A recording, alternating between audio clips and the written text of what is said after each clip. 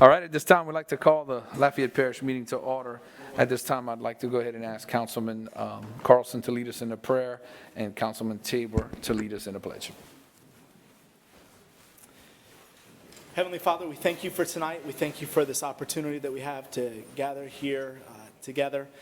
I pray that in all things tonight that we would first honor you and represent you well, but also represent the city and the parish of Lafayette well and all of its residents. I pray that you'd be here with us tonight to lead us and guide us in all that we think, say, and do. It would reflect upon you and the love that we have for you. I pray that you would just lead us and guide us in all that we do. Father, I thank you for tonight. I pray that you'd bless this time together. In Jesus' name I pray. Amen. Amen. I pledge allegiance to the flag of the United States of America and to the republic for which it stands, one nation, under God, indivisible, with liberty and justice for all.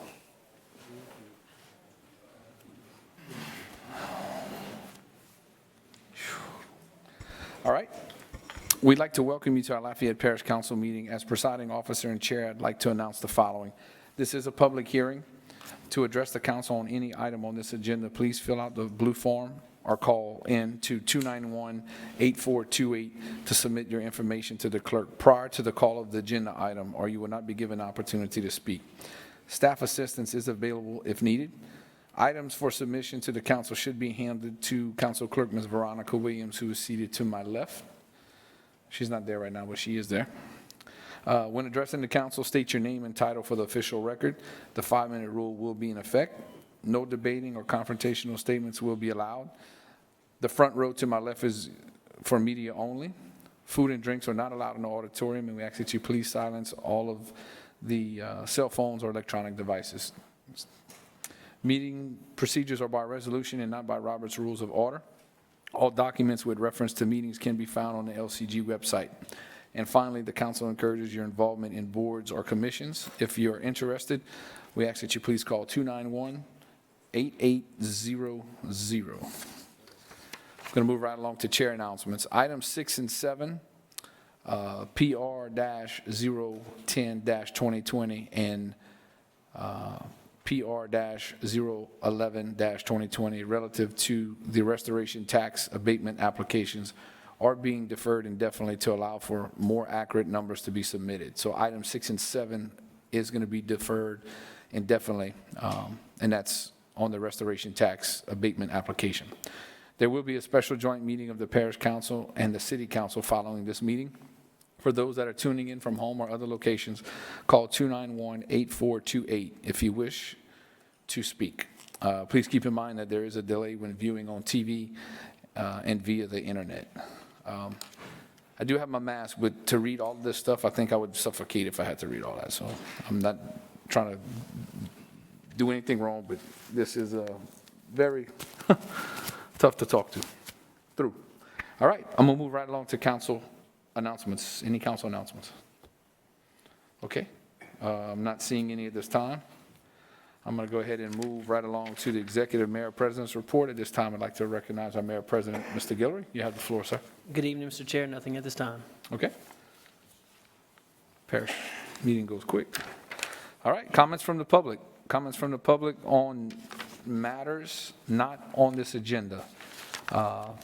Like to check with Ms. Williams on the blue cards, but before we do that, I need to announce that this is the time to speak about topics relative to the parish of Lafayette that are not included on the agenda. No debating or confrontational statements will be allowed. For efficiency and to allow everyone the opportunity to speak, questions should be submitted in writing to the clerk of the council. We have many waiting for tonight's meeting, so we want to remind you that the 5-minute rule will be in effect, and we ask that you please stick to the 5 minutes because there's a lot of people that want to speak. So at this time, I'd like for Ms. Williams to call the first speaker. Oh, they went out. Okay. Yeah, they're going to announce them. Oh, there she is.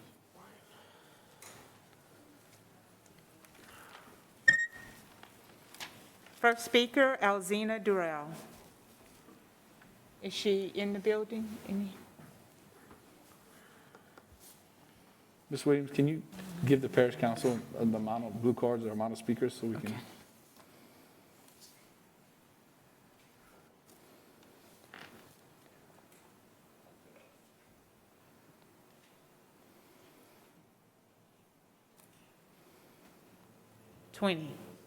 Huh? 20. 20. Okay. Okay, Khadijah Rashad. Is she in? Yeah. She would be followed by Wallace Senegal. Is he in the room? Yeah, Wallace is in the Okay, cool.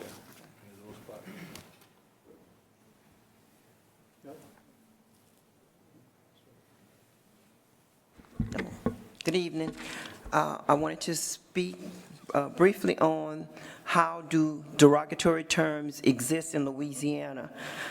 Louisiana has been known as the melting pot of the South. However, within this melting pot, there are good and bad ingredients. Today, Cajun culture resulted from the blending of several groups, primarily the Acadians, who are the descendants of French Acadians and were expelled from Nova Scotia, Canada by the British in 1755 and arrived in Louisiana in 1765. According to one tradition, the word Cajun was first used around 1885 by Alabama State Senator L.W. Murray to refer to this part of his constituency because he believed they resembled the Cajuns of Louisiana. Alabama people have generally been offended by being referred to as Cajuns and have refused to be identified by them. However, in Southwest Louisiana, the words Cajuns and niggers were used as derogatory terms. They were the fighting words of the South. Using the word nigger is a local and global derogatory term that was the bane of existence for African Americans for centuries. In some parts of Louisiana, such as New Iberia, Lurville, Cade, and several other communities, during interrogation, more students were suspended from fighting than any other infractions on the school campuses, reason stated being called a Cajun or a nigger. As early as the 17th century, Negro evolved to nigger as intentionally derogatory, and it has never been able to shed that baggage since then.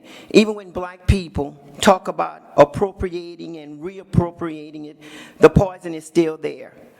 The word is linked with violence and brutality on black psychic and derogatory expressions cast on black bodies. No degree of appropriating can rid it of that blood-soaked history.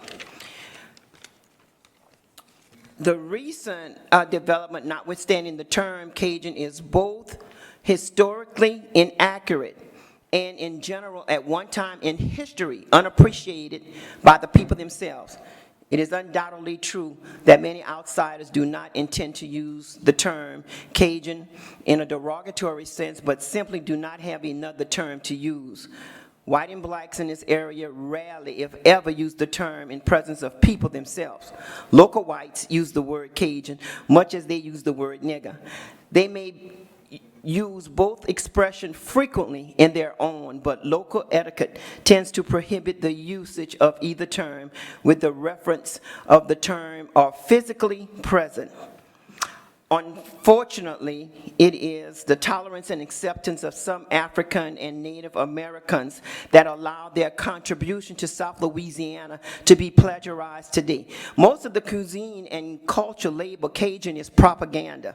Gumbo, jambalaya, dirty rice, boudin, Mardi Gras, and other cultural contributions can be traced back to their origin in West Africa, Indies, and South America and the Native Indians. One will not find any of these in Nova Scotia, Canada.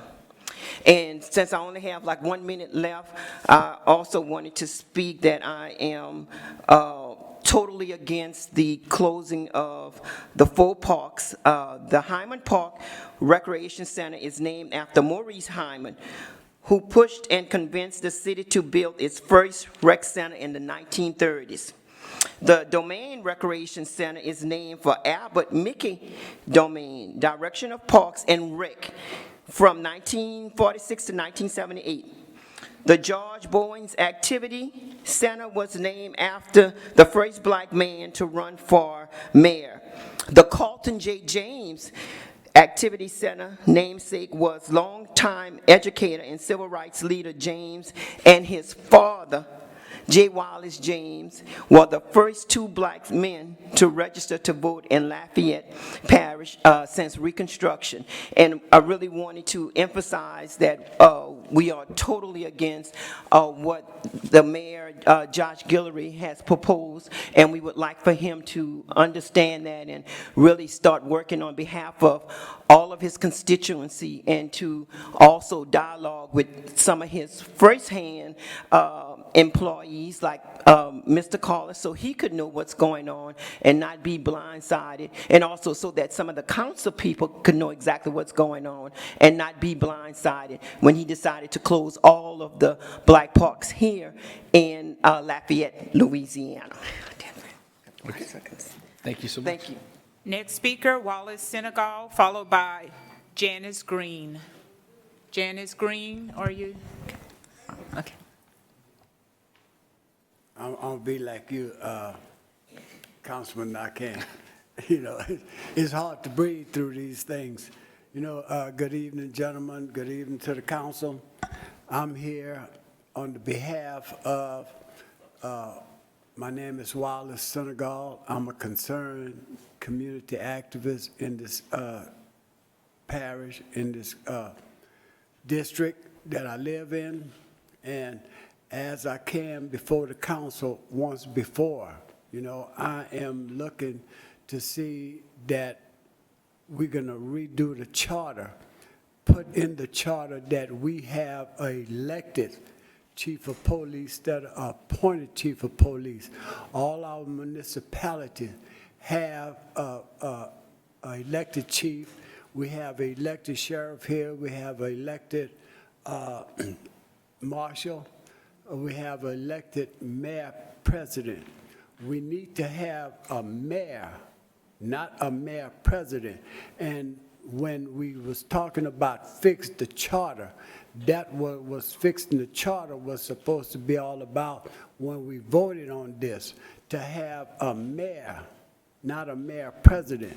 But it seemed like after we voted, we have still a mayor president, and we should be having a mayor.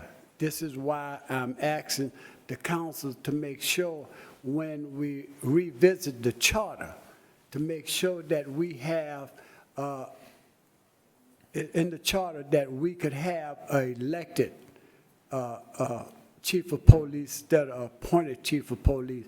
And I think, Mayor Guillory, you know, you're not just a mayor, you're mayor president. And when you took office, or when you ran for office, it was supposed to be mayor, not mayor president. So, you know, all these things we have to come together and fix. And I agree with our prior speaker, you know, Sister Khadijah, on the word Cajun. We should knock that word off of the Cajun Dome, you know, because it was originally the Lafayette Convention Center. Don't have nothing against Cajun, you know. All the product that they want to sell, don't have no problem with that. But when you're going to use our tax dollars, you know, to promote, you know, a culture of one culture, I'm not a Cajun. You know, on my birth certificate, they got me as colored. Now, what color am I? You know, in my heart, I'm black. You know, in my skin color, I'm mahogany. You know, so those kind of things, you know, we got to understand. And I am signed up to speak later on, and I want to show y'all a patron Bible. What's in a patron Bible, just in case some of us don't know what's really going on. And all I'm trying to say is I'm a concerned community activist. And, you know, Tine, y'all know what that means. Thank you. Janice Green, followed by Takuna El Shabazz. Good evening. My name is Janice Green, and I'm a concerned citizen. Again, my name is Janice Green. I am a descendant of enslaved Black and African ancestors. I stand before this council tonight to say once you accept truth, then and only then will real change and healing begin. I want to publicly share my personal struggle with the thoughts of having to accept the psychological damage of what 400 years of enslaved black people have done right here in America. Because of the miseducation I received and my lack of self-knowledge, I struggled with life challenges and lived daily with the remnants of the past. I've heard so many times that we are all one human race. I agree, we certainly are one human race. But if we were all one race, we would all be afforded the same freedom, justice, and equality. Most do not and cannot accept any statements that do not confirm what they presently believe, even if the beliefs that they presently hold to be true are based on false information and are inconsistent with reality. With all the senseless killings of black men, women, and children, I see it fitting for me to read an excerpt from a book titled From Niggas to Gods by Akil. Yes, the title sounds harsh, but what a read. Let's pull this down. America is finished with her slaves, and she never intended on letting them go free for fear that they would one day rise and retaliate. She has no more use for her slaves, and she never wanted them to be used by any other nation again, and definitely not to be used by nor useful to themselves. Her slaves are no longer a usable resource, but rather a problematic burden to her. She is finished with your black bodies.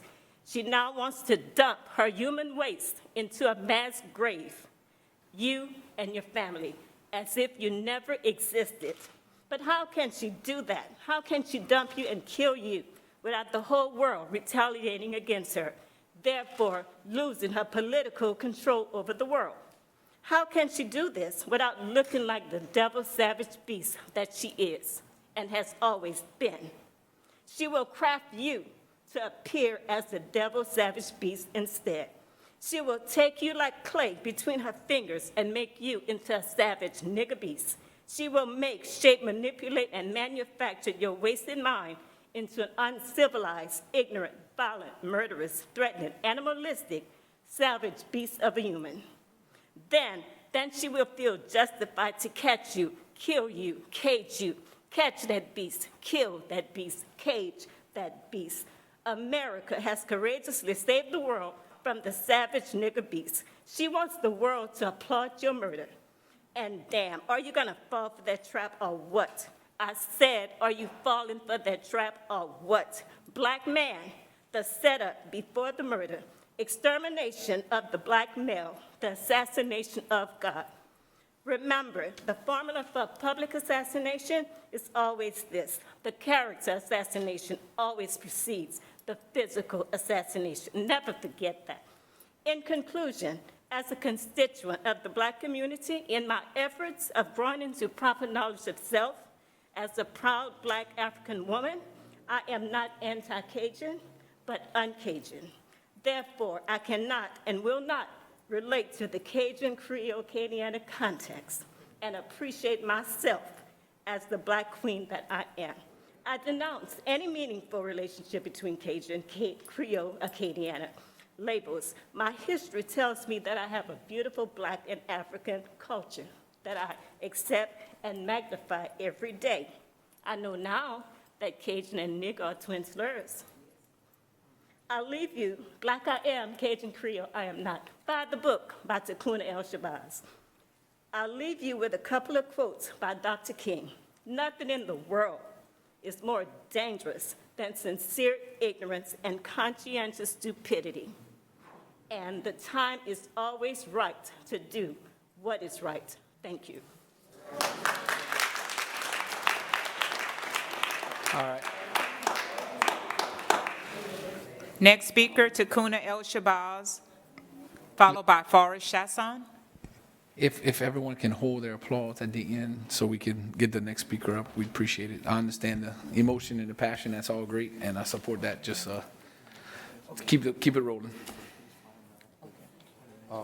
I too will have to release my mask. It fogged my glasses. Absolutely. Okay. I am Takuna Malana El Shabazz, president and founder of CCBE, Conscientious Council of Black Elders, and the author of the book, Black I Am, Cajun Creole I Am Not. I'm also outreach minister for Imani Temple, number 49 here in Lafayette. Any group of people that do not embrace the truths of their history and culture are easily exploited by an oppressor and will automatically give birth to their own political, social, financial, educational, and spiritual dilemma, compounded with an unclear path for real solutions. A truthful knowledge of self is a prerequisite for acquiring freedom, justice, and equality.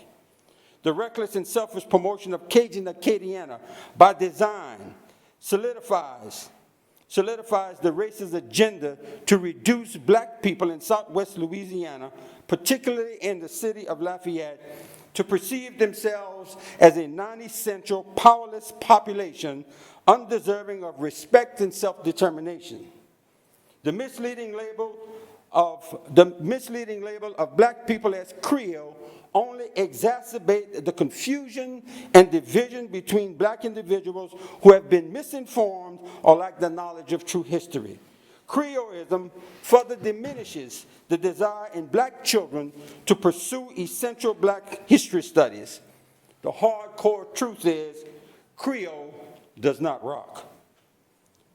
The black community in southwest Louisiana are living in a system of cultural apartheid under the mislabeling of Cajun, Acadiana, and Creole. Not to know this is to waste time pursuing faulty strategies to achieve true freedom, justice, and equality. The recent press conference by the mayor-president of this council, Mr. Josh Guillory, in stating his intent to close 4 recreational centers on the north side in predominantly black communities and none on the south side in predominantly white communities speak clearly to my words. This proposal is being made in spite of the potential negative impact on the black youth population on the north side. It appears as though this governmental body does not seem to care about the collective interests of black people. In fact, the mayor-president didn't even give the black council members the respect and professional courtesy to dialogue with them regarding his intention prior to 15 minutes before the press conference. Obviously, the black council members are considered non-essential as well. What should be the black community's response? First, commit ourselves to self-determination and invest in ourselves. Strive to develop our community based on the truth of black and African history and culture. Divest economically and culturally in the promotion of Cajun, Acadiana, and Creole in black communities. Don't do business with people that don't respect or do business with you. Redirect black athletes, new black recruits at UL away from UL. Those black athletes that are already there should be encouraged not to play if they're called Cajun. If UL black athletes can say and mean it that they are not niggers, then they should reject being called Cajun. Historically, in the black community, both are racial slurs. If UL black athletes are raging Cajuns, then black birds are white doves. Encourage the UL black athletes to stand courageously and follow in the footsteps of Colin Kaepernick, LeBron James, Muhammad Ali, and the likes. The calling for the removal of the historic racist statues and other racist symbols is a righteous thing. But that's not enough. That's only symbolism over substance. To pick a few rotten apples off an apple tree without treating the root of the tree, then I can assure you that tree will produce more rotten apples.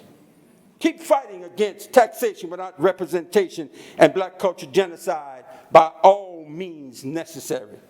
But stop expecting your oppressor to do for you what you can organize and do for yourself. Freedom is not free. It never was and never will be.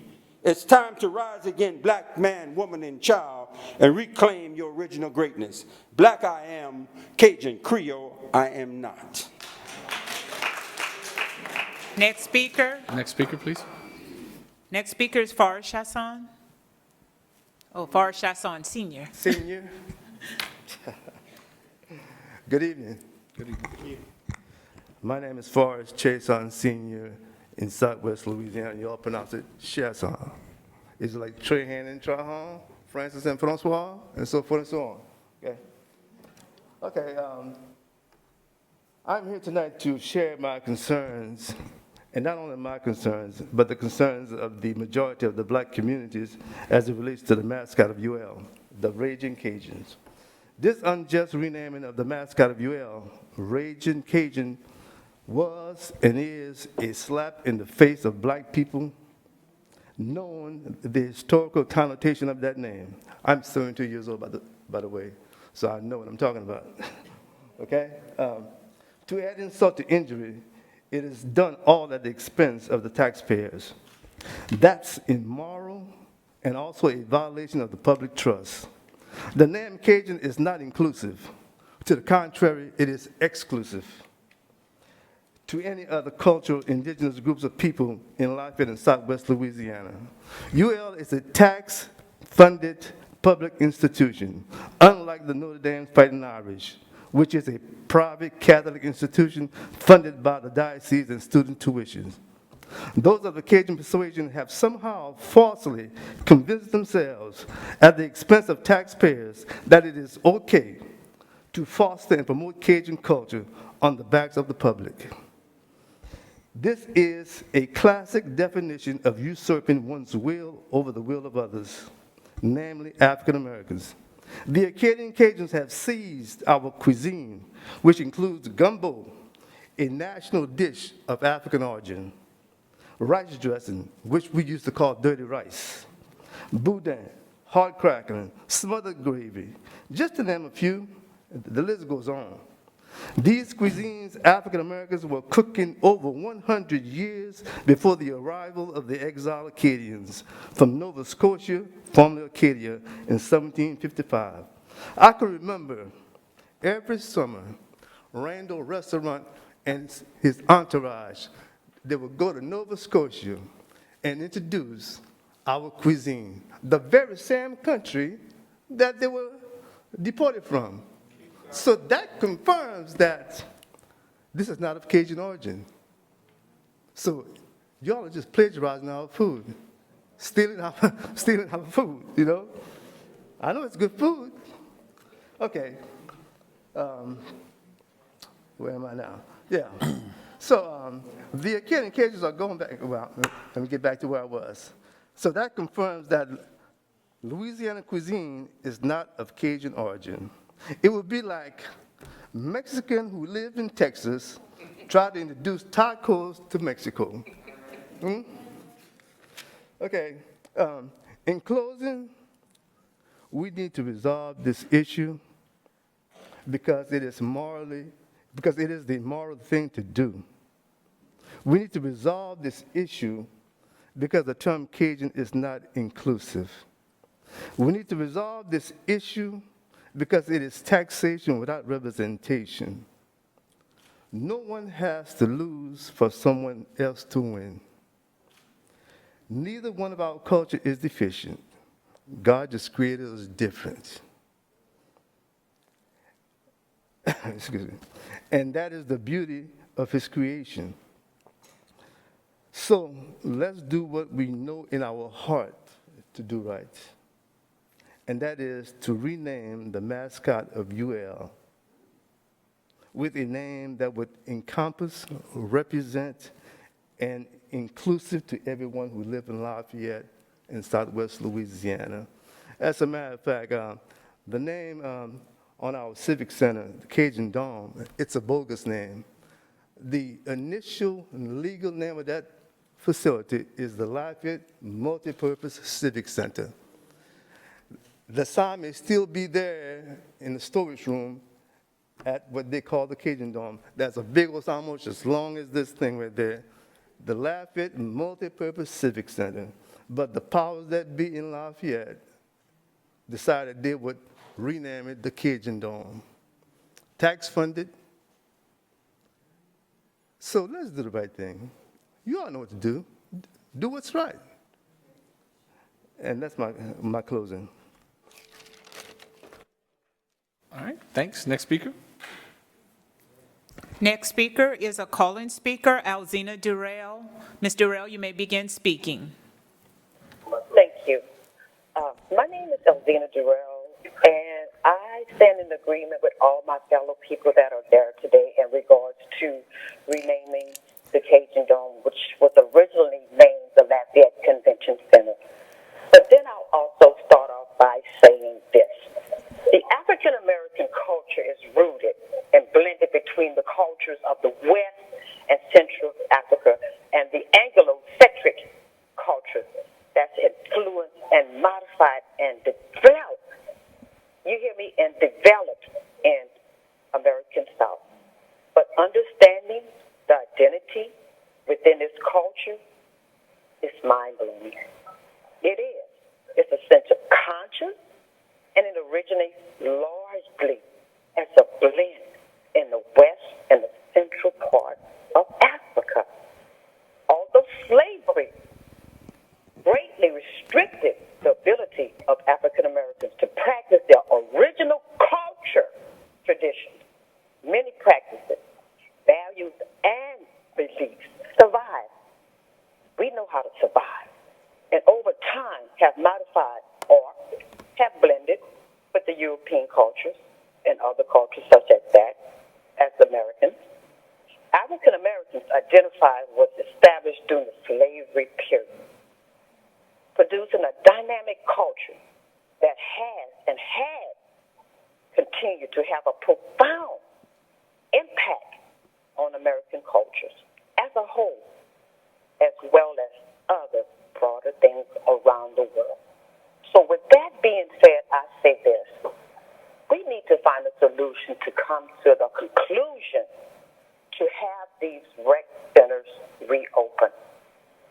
Those resources were valid. They proved to be found to help in the areas where we have poverty. Those kids and other folks as myself depending on those resources. As my kids went there, that helped them gravely to benefit for things such as after-school work, even the disabled. So I say to you, as a council, as a whole, to reconsider and think these things over. And that's my comment. And this is Alzina Durrell. Thank you. Thank you, Ms. Durrell. Next speaker, Tara Laxey. And she will be followed by Leroy Barrington. Good evening. My name is Tara. I'm going to do this too. My name is Tara Fogelman Laxey. I am a resident of Lafayette Parish, born and raised, Fightonville, Four Corners, and I am Northside Strong. I didn't realize that I would be able to get the opportunity to speak 3 different times tonight, so I'm going to keep my what I worked on, speaking from my heart, and I'll wait till later. First of all, I think that I need to say to all the other residents who've already spoken, thank you for educating me. I appreciate you, because without educating me, then the feel-good history that I've always been taught would keep me ignorant. So I appreciate you. What I want to say to my council, and I will say this all 3 times tonight, because this is something that I try to live by daily.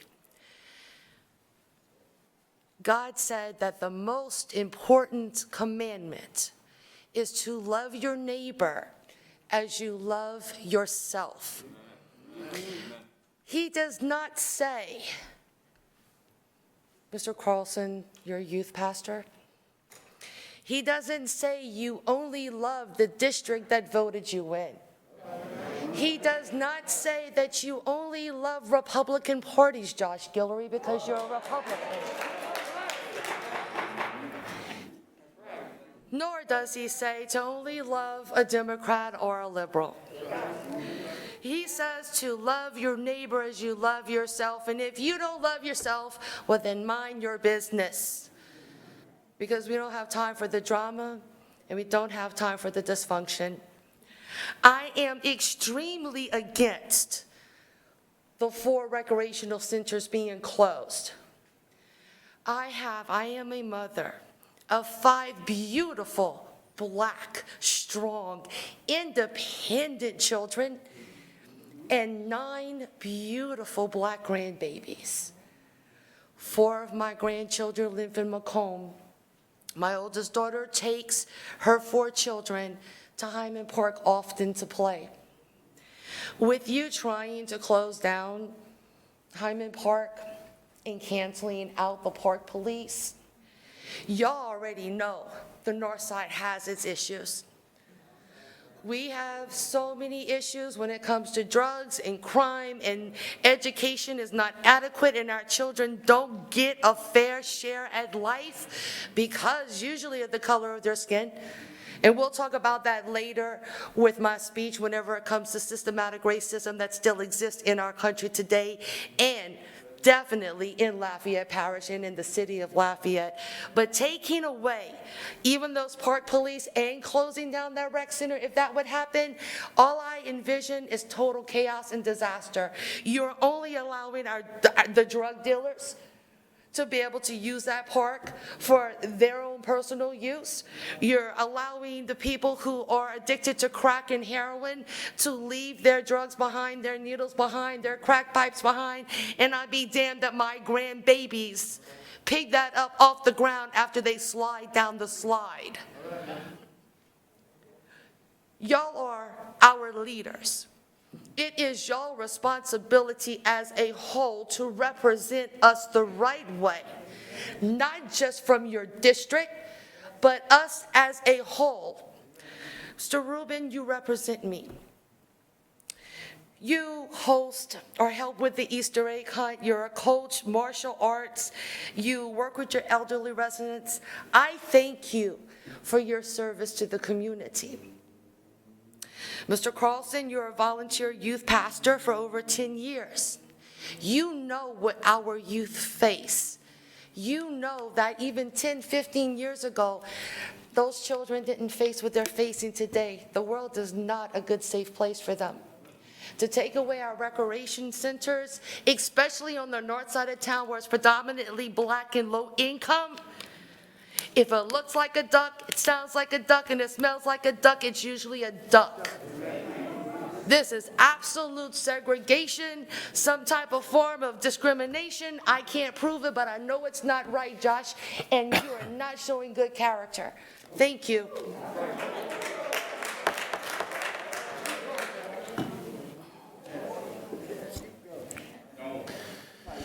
All right. Well, thank you for that, and I appreciate it, and I definitely appreciate everyone joining us today, because this is community dialogue. This is what Lafayette is, and I welcome it. Keep talking to me. I'm listening. I promise you that. You know, what you had said, ma'am, about representing or leading Republicans, Democrats, I take it very seriously that I'm called to serve everyone in this parish. Appreciate it. Hey. Let the man talk. Please keep your comments to yourself. If it gets out of hand, we're going to shut it down. And I can appreciate that too. I do encourage everyone to stay through all council meetings tonight. Okay, listen to everything on the agendas, listen to everything that's talked about. But let me just say a few notes, okay? So, no parks are closing. Not a single park is closing. I appreciate this. I appreciate it. Now I'm listening to you. No parks are closing. There's a rumor going around. I need you to know that. So if you're used to, okay. So if you're used to barbecuing, if you're used to having family events, if you're used to taking your grandchildren, your beautiful grandchildren, your children to the park, I want you to keep doing that. No parks are closed. In regards to the 4 centers, we have the Domain Rec Center, the Hyman Park Rec Center, the J. Carlton James Activity Center, the George Bowles Activity Center. I just need you to, I want us to all be on the same page, because when we start with facts, we can then have a healthy dialogue. You guys are bringing facts, and I'm listening to you. And you're bringing emotion, but also some good thoughts that I, as your leader, need to hear, and so do these council members, so do the city council members, and I hope you stay for all three and voice that. All right. So another few points of clarification that I need you to know. The Domain Rec Center, while we're saying closed, I'll tell you, as a leader, hindsight's 20/20, I wish I could go back. I wish I could go back and not say close. And instead, if we could use the term restructured operations, because guys, that's what we're going to do. And it's not just this, it's not just these 4 rec centers, it's all 10 recreation centers. We are operating at a deficit, but that's okay. Okay? That is okay. So, the Domain Rec Center, basketball operations will remain. Okay, that's important. That's 3 months out of the year. The Hyman Park Recreation Center, if there's overflow, we will work with the community to make sure that this particular facility is used. As many of you know, there's no bleachers in this rec center. That's right. And there's a lot to be said on that too, and I'm with you on that, okay? The J. Carlton James Activity Center, George Boyles Activity Center, these are mainly off spaces and they're not utilized that well. But at the end of the day, facts. Because I am called to lead Democrats and Republicans in the municipalities and the unincorporated areas in the city of Lafayette, north side, south side, east side, west side, and everything in between. When you look at the 6 remaining rec centers, 2 out of 6 remain in the north side. While the north side does not represent 33% of our population in the city, and surely not 33% of the population in this parish, it still has 33%, a majority compared to the other areas of the parish, of the rec centers, which is good. That's 2 out of 6. If you go a little further, and you look at Girard Park, who can arguably say services the north side in a lot of areas of our city, that's easily accessible. Robichaux Center, while it's not in the north center, it's north side of town, it's very easily accessible. So that you could say that, but the facts are this. Look, again, I appreciate it, and Mr. Chair, I appreciate the time. But the facts are that one third of our rec centers still proudly serve the north side.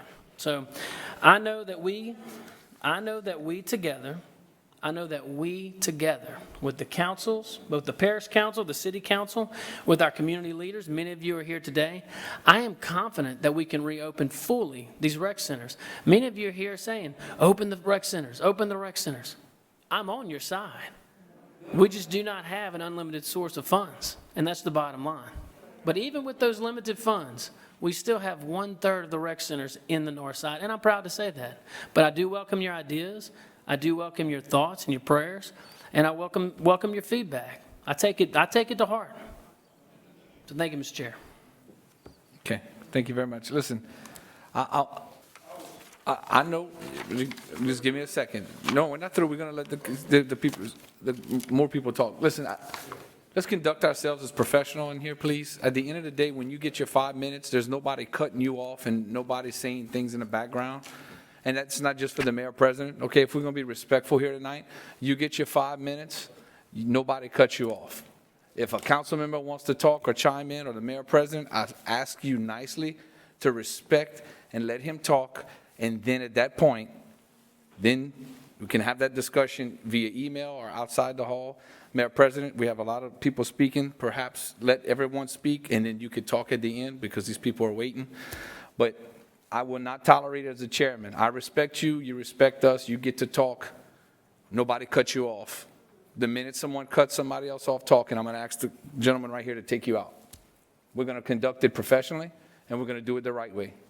You want to be treated the same way others want to be treated. So let's be respectful, okay? Thank you very much. Next speaker. Next speaker is Leroy Barrington, followed by Corey Lavier.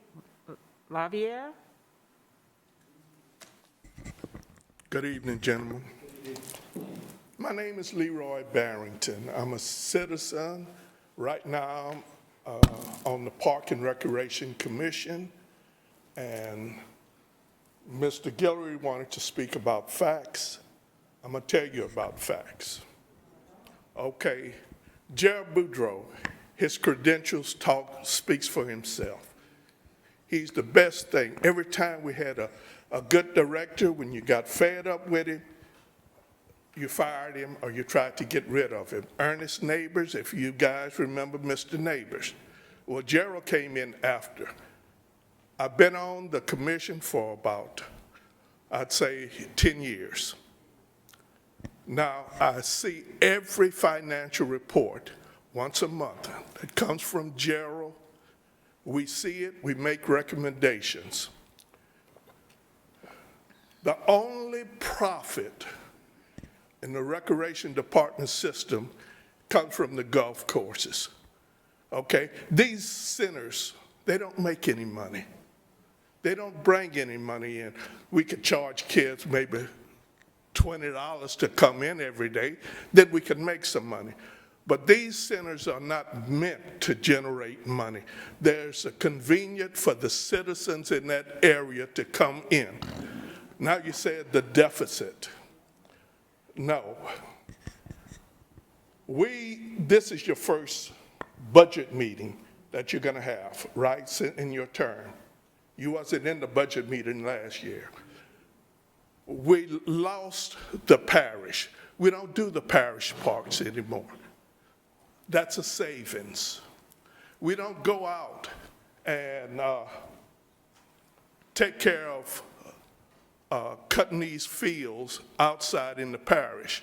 I was one to keep the parish because they couldn't operate on the budget that they had, and it was zero. We got $200,000 to operate the parish, one-time deal, and it's through.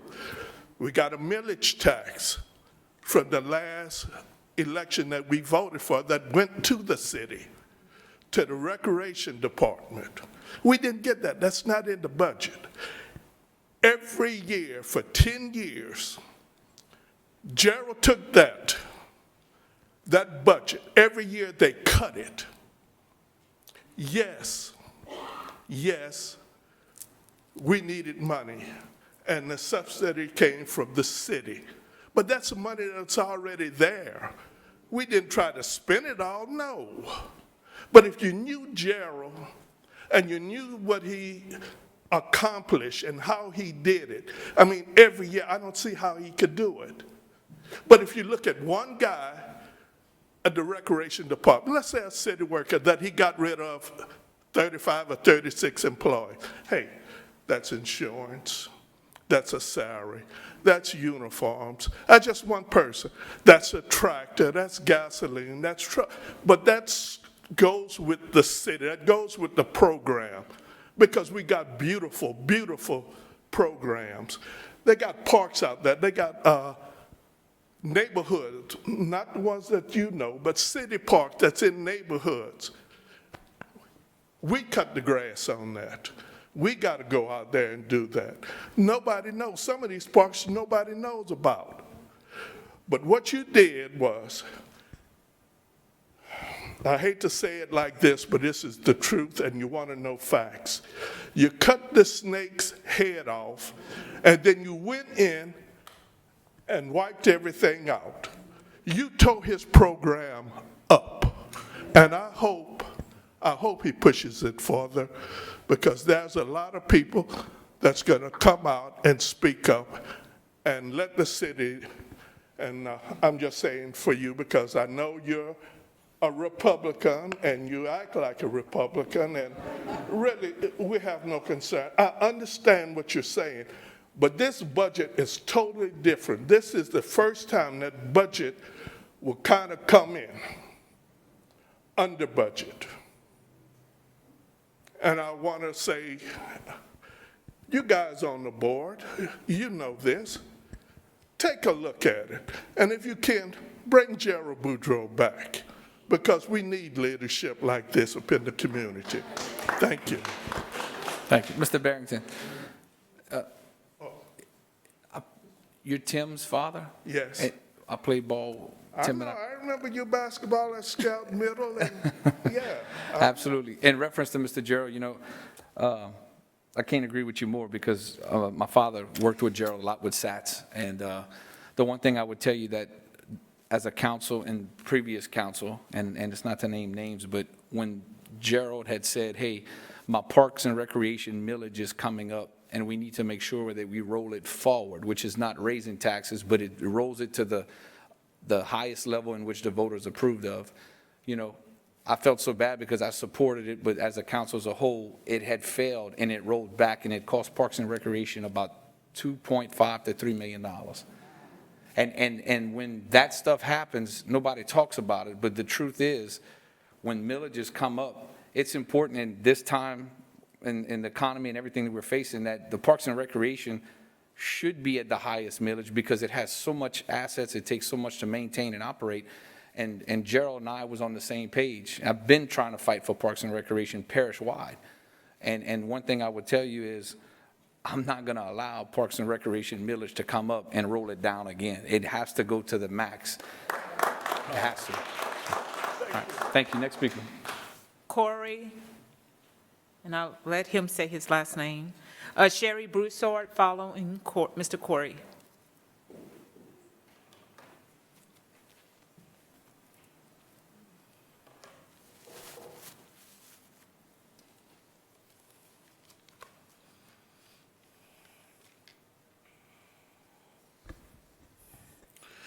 With the power of Almighty God and the blessings of my ancestors and my mother's bloodline to my first ancestor and in my father's bloodline to the first ancestor, I greet the council and the mayor, and I thank you for allowing me to be in your presence today. It is with great concern that I read and accepted the news of the budget-based closing of 4 recreation centers in Lafayette's Northside community, where I reside, and 75% of the citizens in that community look like me and my family. This decision by the government of our city has the potential to have a devastating impact on our children. Yet, as always, when one door closes, by universal law, another door opens. Here, I see a door of opportunity has swung open. I'm Corey Levier, the chosen one, messenger of the Society of Knowledge, owner and proprietor of Safe House Firearms and Safety Solutions, son of Carrie Ann and Clifford Levier, a free man, an American patriot, and a veteran of the U.S. Army. I am also the chief and founder of the Cycle Breakers Coalition, a nonprofit grassroots organization. And today I am here to present our initiative and vision to serve the recreational needs of the Northside community of Lafayette, Louisiana. We propose a 20-year lease in which the city would lease to the Cycle Breakers Coalition and the community the 4 shuttered facilities at a cost of $1 per facility per year. Those specific facilities are the Domain Recreation Center on Mud Street, the Hyman Park Recreation Center on Orange, the J. Carlton James Activity Center on Astor Drive, is it Astor Drive or Street? Astor Drive, and the George Bowles Activity Center on Dawn Street. 2, the CBC will provide the management, vision, direction, staff, and programs to efficiently and professionally operate the 4 facilities autonomously. Please note that we are already accepting volunteers and donations to make this work, and will continue to do so, and all of you are willing and available. We need as many volunteers and donations as possible, and I will ask the entire country to back me on this issue. And you are also welcome to join us yourselves, honored members of the City Council and the Mayor. Number 3, the City of Lafayette will provide electricity, water, and internet services to the facilities because we are taxpayers. Number 4, any and all equipment presently in the buildings would remain in the buildings as part of the lease. Every community must invest in its children. As the twig is bent, so grows the tree. We at the Cycle Breakers Coalition are in the twig bending business. so that each tree has the opportunity to grow straight and strong, producing a forest of upright trees, breaking the cycles of self-hate, racism, poverty, illiteracy, and lawlessness in our community. We will afford the mayor and honored council 30 days to consider and approve our proposal, and we'll make ourselves available to answer any and all questions you may have. In a month's time, I shall return to this council, hopefully to seal the deal and submit our comprehensive and detailed plans for a vote of approval to execute the agreements and serve and save the children of the North Side community in Lafayette. Thank you. Next speaker, Sherry Broussard, and she will be followed by Albert Green Jr. Good evening, Mayor President. Can y'all hear me? You had a really Yes, ma'am. vulnerable voice If you'd with like the to take, mask. if you'd like to take your mask off you to talk, you Think it please might do be so. better, Yes, a little ma'am. better. Good evening, Mayor President, and good evening, Councilman. First of all, I just want to thank you beautiful people. Thank you so much for sharing and for coming out. I'm a learner. I'm a lifelong learner. I've learned so much. My name is Sherry Broussard. I have served on boards in the city, of which I've enjoyed. I just recently got off of one so that I could work with hopefully saving our parks and recreation centers. And I'd like to see the park police, if at all possible, stay, because we need them. The children and the adults on the north side of Lafayette, which is the gateway to Lafayette. We need the centers and parks and recreation. We don't need them closed. Property taxes, and y'all have heard this before, so I'm not going to beat the same drum. You know where the money comes from. So all I ask you is three things. Please reconsider, and if it's anything that we can do, I do a lot of free programs. I'm the world's most famous volunteer in Lafayette. Some people know, some don't. That's neither here or nor there. But over 40 years, I've brought black programs, the African American Read-In, Black History Month programs to every school, even to UL Lafayette, where we made national news for programs that I did there, to educate. If we pick up a book and learn our history, if we pick up a book and learn about our community, and if we're active in our community, like what you see here today, we can have the best. Lafayette is known as progressive. Well, I looked at the protesters, and just about every time I saw one, they would say, well, the park police were the first one there. So we're not going to have park police anymore. That's heartbreaking to me. But that being said, I write about our history. I actually do what I say. I'm not some person that just talk and don't walk. I do what I have to say, what needs to be done.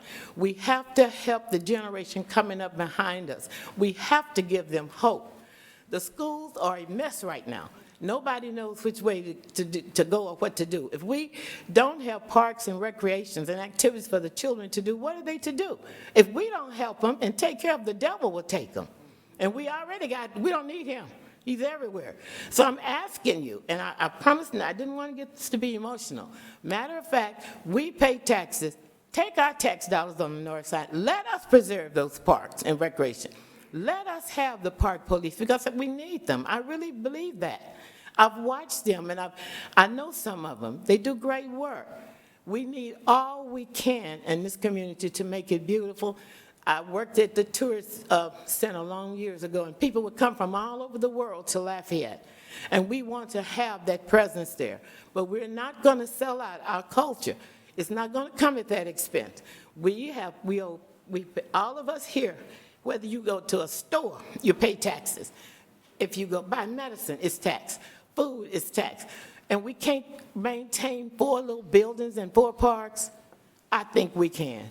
So I ask you to please reconsider, and I'll take my seat. Thank you so much for letting me speak. You're welcome. Thank you so much.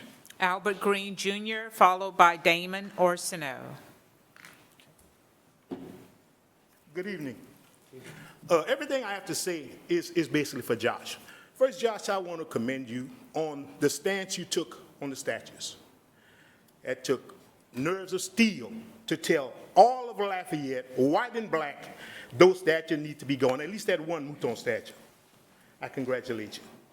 But now here's the bad part. Josh, there's an old saying, leave a sleeping dog lie. Josh, there's a line of people outside waiting to get in here and can't get in. They're marching around the building. They should have cameras in here for you to see. Look what you done. You did that. If we look at what's happening on the world stage, there's riots all over. Lafayette has not been a victim of what's going on in the world. But Josh, it's fixing to happen. That's a saying also, Josh, leave the children alone. You can do me something, Josh, and I might let you slide. But if you do something to the children, you got me coming at you. And that's what you're doing. You're taking away the hope that people, the children have. And a lot of these kids right now, they have nowhere else to play. In the heat of the summer, Josh, you are closing the parks, the recreation center. There are table games they can play in that center. I grew up in that center. You gotta wake up, Josh. Let me tell you something. There can't be two Joshes. Because that Josh that wrote that article about the statues is not the same Josh that's closing these parks. So let the real Josh stand up. I rest my case. Next speaker is Damon Orsino, followed by Bill Leindecker.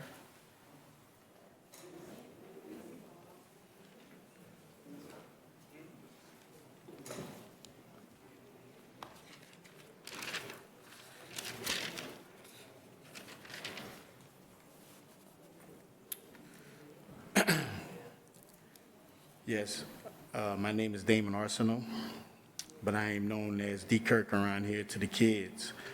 I coach Backstreet Boxing Club. I deal with kids on a daily basis, so I am equipped to know their needs. And I know our rec centers are a part of their daily needs.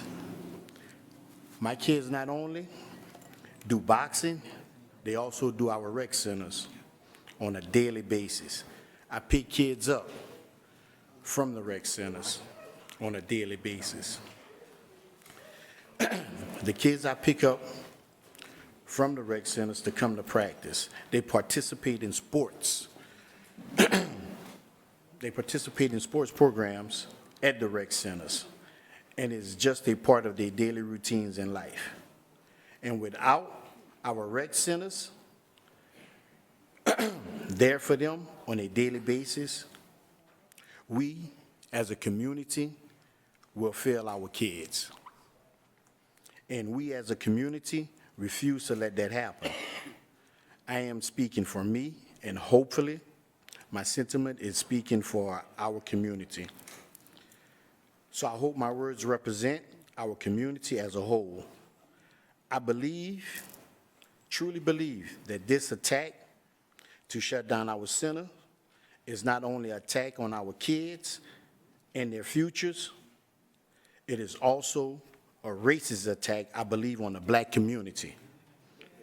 Here, we are the only people who will be affected by the closures of our rec centers. I was a kid, a product of these same rec centers that you want to close. As a kid, I played basketball, baseball, football. Till this day, I am still a product of these rec centers, not only as a coach, but also as a father. And not only my kids. I father hundreds of kids in the last 10, 12 years as a coach. And I take all of them as my kids. Every last one of them. We not only involve in their activities, but we also involve in their personal life. I have been to schools, meetings with councils, teachers, principals, because I truly care about these kids. Playing sports at these centers is not only an enjoyment for our kids and for us as parents to watch our kids. and enjoy themselves. But it is a way of life for us, same as it is a way of life for white families. So what make our way of life less than white families? If anyone can give me an honest opinion for why our gyms are being closed and make it make sense to me, I'll be the first to jump on that train and try to get my community to also jump on that train. But it must have a meaning for us and our kids. So to the council members, Mayor, President, I'm not sure who started this racist attack on our community. But first, I truly believe that it started with the taking down of Gerald Boudreaux as the director of our centers, who I believe I trusted our kids in the care of the rec centers that Gerald directed. I'm not sure if he wants to continue as director, but I demand that Gerald is back as director of the rec centers again, because we trust him. We do not trust at all with y'all agenda and whoever y'all have who's going to be looking over these rec centers. Because first of all... Sir, I'm sorry, the 5 minutes. has 5 went minutes? up. Yes, sir. Okay. Thank you. Next speaker is Bill Linedecker, followed by Matthew Humphrey.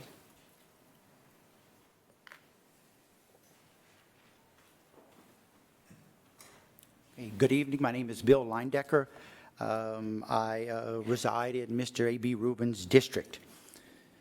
To say I was disappointed and dismayed when I heard about the recreation center closures and layoffs would be an understatement. My experience with Parks and Recreation confirms my belief how important these services are. Being an optimist, one that believes you never complain about a problem unless you have a solution or at least a suggestion, I decided to write up a few and present them this evening. Number one, do not close Domingue, Hyman, or James Recreation Centers, and do not lay off employees. Open high-traffic centers in the morning and on weekends. Offer reduced hours at other centers. Alternate centers that will be open. Use those employees in creative and productive ways throughout recreation and parks. I only know one person in the administration who was in the military. What happened to No Man Left Behind? Laying off employees is leaving them behind. Closing centers is leaving a large part of the city behind.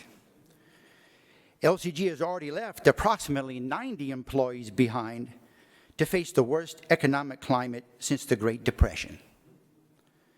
Number two, produce valid and accurate statistics that support closing centers and layoffs. How much does it cost to open a center for an hour, a day, a week, a month? At this moment, there are no statistics or data that I am aware of that have been made public. At this point, it's all just hearsay. A facility not having bleachers is not a valid reason for closing it. That reason, however, is ludicrous and insulting. Lead from the front. Let the administration lead the way in this financial crisis. Let the administration be the first to take salary reductions and reduce spending and expenses. Yes. Be the first to demonstrate a willingness to be an example of fiscal restraint.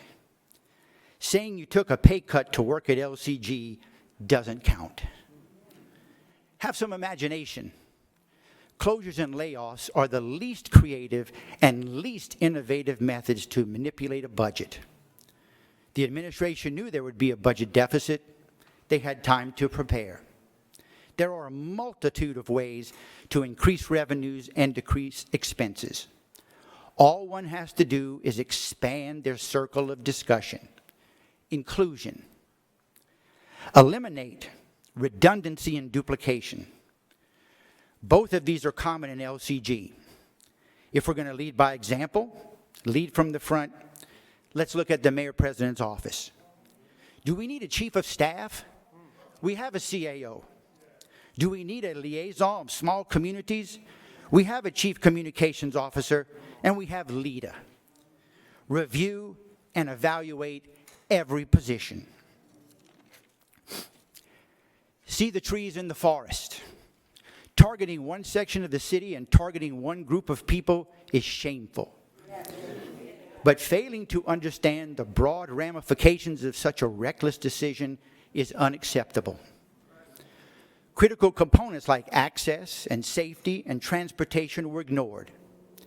Living on 12th Street or St. Charles might mean walking or riding a bike or paying for a bus to cross Evangeline Thruway to get to Girard Park, or traveling all the way down Louisiana Avenue and under I-10 to get to Dupuy.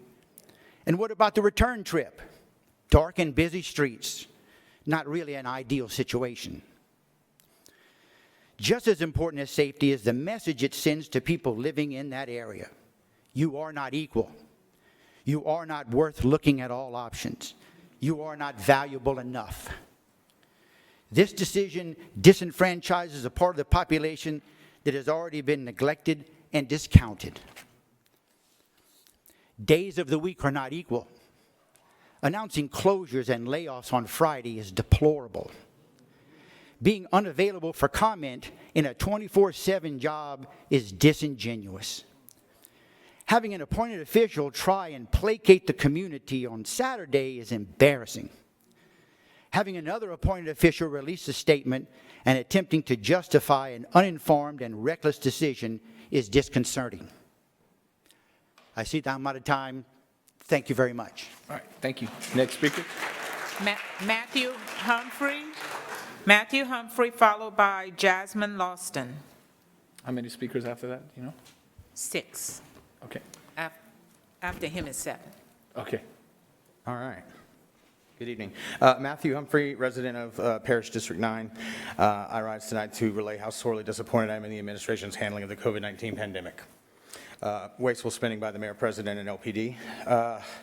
Not only has the mayor-president said on multiple occasions that he won't enforce a mandate, he's effectively threatened the council to the point that they dropped the issue. Thankfully, the governor stepped in, albeit far too late, and mandated masks.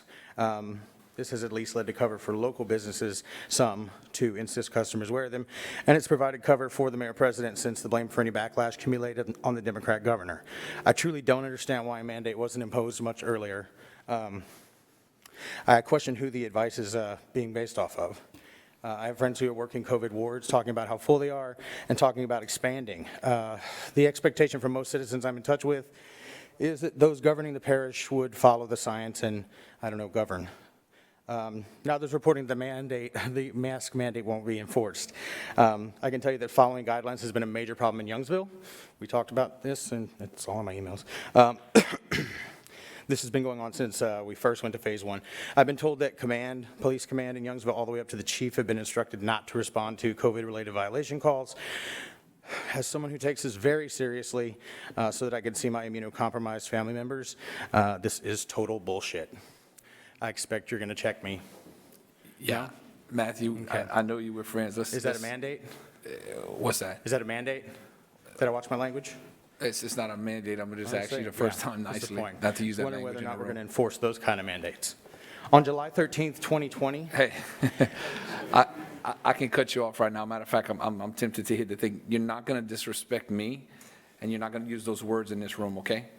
We can agree to disagree, but this is also a televised meeting, and this is supposed to be very professional and respectful. So I'm going to ask you nicely, don't do it again. Sure. Thank you. People won't die, just so we're clear. On July 13th, 2020, Lafayette Consolidated Government sent out a Facebook post asking for donations of masks. This is unbelievable to me. Imagine how many masks LCG could have paid for if the mayor-president didn't have the chief and 12 officers dispatched to the Mutah statue at 9 o'clock at night for a peaceful protest, and 17-plus officers, by my count, staking out River Ranch for an event that he admitted he knew was a joke. Now other citizens foot the bill by donating masks. As you're all aware, I submitted a public records request to find out the costs associated with those dispatches. I find it an unacceptable waste of budget, the one-word answer that the mayor-president reportedly gave a council member about the 4 parks closing. Per a recent article on the parks issue, the mayor-president said, "We continue to suffer the financial fallout from years of wasteful spending and irresponsible policy decisions. It's easy to blame others." Viewing several issues together, my concern is the administration is cutting budget to the arts, black spaces, et cetera, to increase funding to police who aren't being used to enforce measures that could save lives. We all want nice things, but these cuts to parks, this lack of concern for the well-being of citizens, combined with wasteful spending, run counter to that.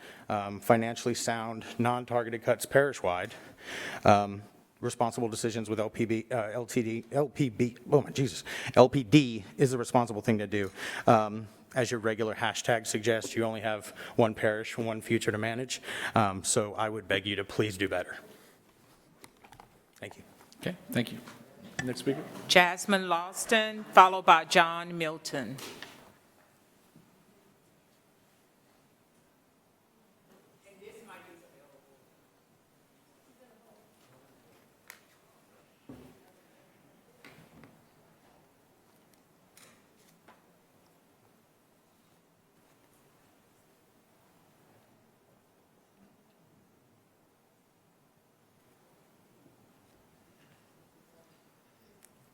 Mayor Guillory, council, and ladies and gentlemen, I would like to thank you for the opportunity to speak to you all today.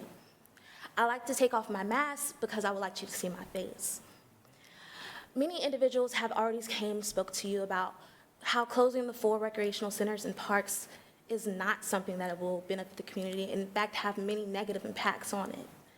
But a lot of them were older individuals. Me, myself, I'm only 21 years old. I'm far removed from the individuals and the children who use these recreational centers as something that adds as an emphasis, a positive emphasis and benefit to their lives. I want to speak personally on how they influenced my life. I am not a native of Lafayette, and I have been here for 3 years, but those 3 years have allowed me to see so many things and develop a love for Lafayette. Not only has it allowed me to see those things, but it has allowed me to compare Lafayette to my home city. Through those comparisons, I have seen the effects of closures and unused space and how that affects African-American communities negatively. Growing up, I grew up in a low-income environment. I could not play outside in my yard because there were needles from drug addicts. My mother would have to drive us across town to use the park. This was something that was hard on her because I have a brother who has cerebral palsy. This made her have to load up my brother, load up my older sister, and load up me, just so we could go across town to have a safe environment to play and to enjoy activities that children should be allowed to. During my time in Lafayette, I have served closely to the African-American community, especially while working with children. As you mentioned earlier, that no parks are actually closing, but centers are. The James Carlson Center that is going to be affected by these closures is a center that is actually being used right now by individuals in the New Hope community. I have personally volunteered there and spent time there. And through my time volunteering there, I had the opportunity to meet a young girl. While I was tutoring her, her educator said that she did not like to do schoolwork, that she had a hard time comprehending. Basically, she said, don't try too hard because you're not going to get it out of her. She gave up on this little girl, but I didn't. I looked at this little girl and I saw myself. I saw that, what if someone listened to them and they gave up on me? I would not be where I am today. I would not be obtaining my 4-year degree in 3 years. I would not be at the top of my political science program. I did not give up on that little girl. And I sat with her, and I took the time to talk to her, to allow her to understand that I was not going to give up on her, that I was not going to leave her side until I saw improvement. Not only did that little girl finish her homework assignment for that day, but she got ahead in the week. So this little girl that they said that did not like to learn, who lacked the abilities to do the work that she was assigned, she did that work plus more. By closing these recreational centers, you're closing those opportunities to these children. You are creating an environment and a system that does not aid in the growth of African American children. When you close these parks, or if you close these parks and recreational centers, I can promise you there'll be less individuals like me in the future. There'll be more individuals within the prison system, because now you're taking away positive activities for children to place their energy into, and you're giving them a chance to engage in negative activities. Outside of the activities it provides free access to venues. Growing up, as you mentioned, people in my community love to barbecue and use those spaces as barbecue. But it's not just barbecuing. It's being able to go to somewhere where my family can be. Go somewhere where we can host summer programs, swimming lessons, camps. That's much more than just barbecue. That is the development of my academic and physical character. And by taking that away from children, you are harming the community. And as a mayor, everything you should do should be to benefit and not harm. Next speaker is John Milton, followed by Madison Dugas.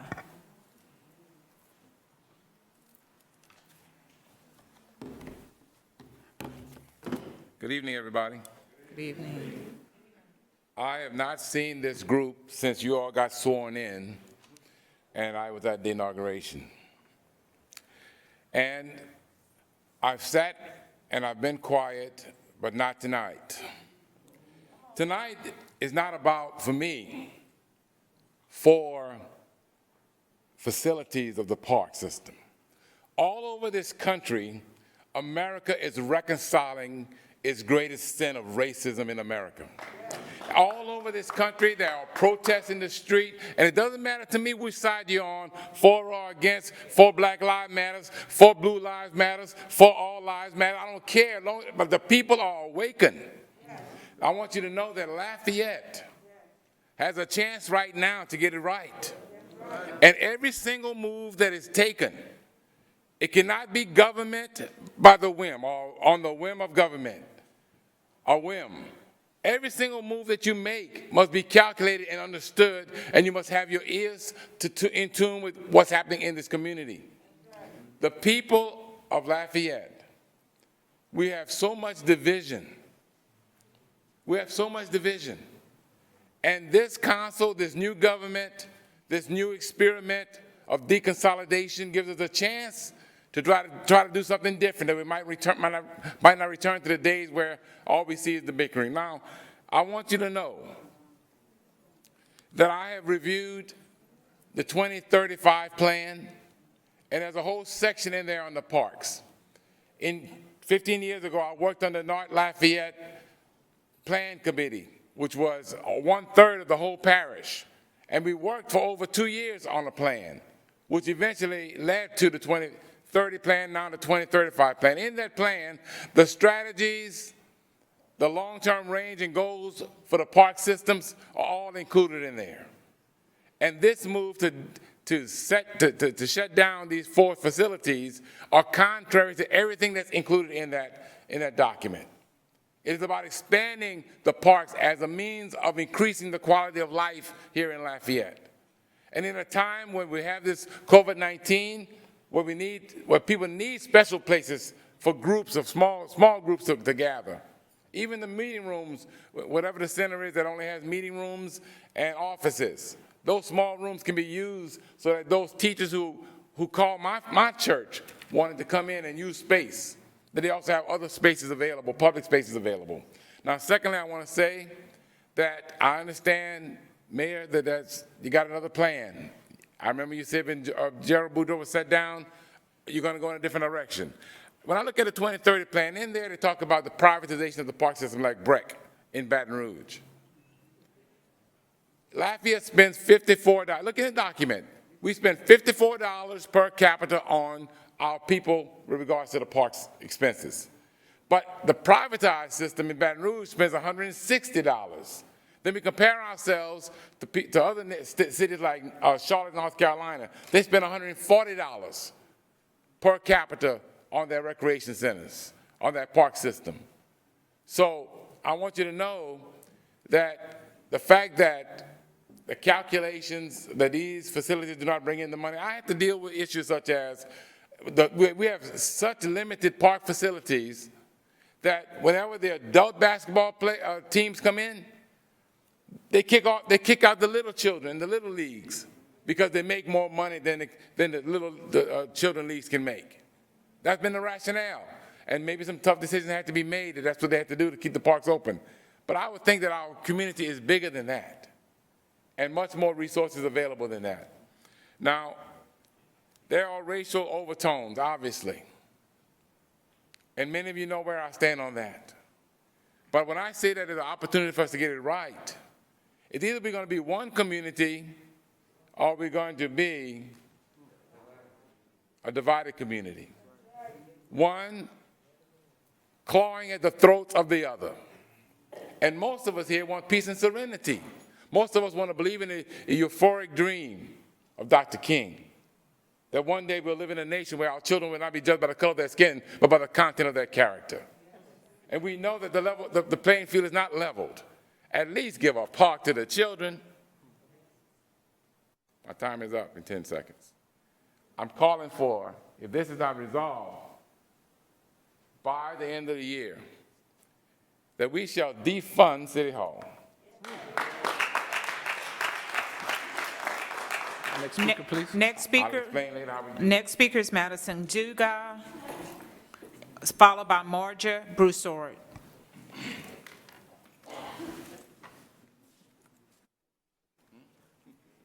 Good evening. Good evening. My name is Madison Dugas. I'm a concerned English teacher, middle school, and a community activist. It has recently come to my attention that Mayor President Josh Guillory has announced closures and job cuts in the Parks and Recreation Department because of the pandemic. Next month, 37 employees who were severely underpaid in comparison to Josh Guillory's team and administrative assistants will lose their jobs, and 4 rec centers only located in the North Lafayette will close. This has saddened me but not surprised me because the North Side is purposely disproportionately crippled in resources. We all know the money is funneled mainly into the South Side. But this has mostly angered me because this is blatant systemic racism at play, and I can no longer stay silent. How can any leader call themselves a leader while allowing such tone-deaf, racially motivated budget cuts? How can you call yourself a leader while staying silent during times of inequality? However, the problem did not start and begin with Mayor President Josh Guillory. It takes all of the council members to help alleviate this problem.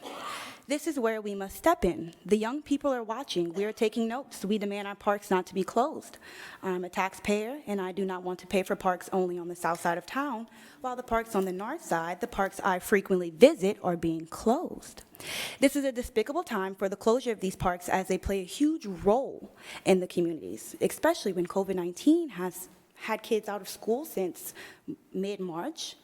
But it's especially wrong to close these parks under the guise of running government more efficiently like a business when none of these government entities are built for revenue, but rather to serve the people, such as all of you are elected to serve the people.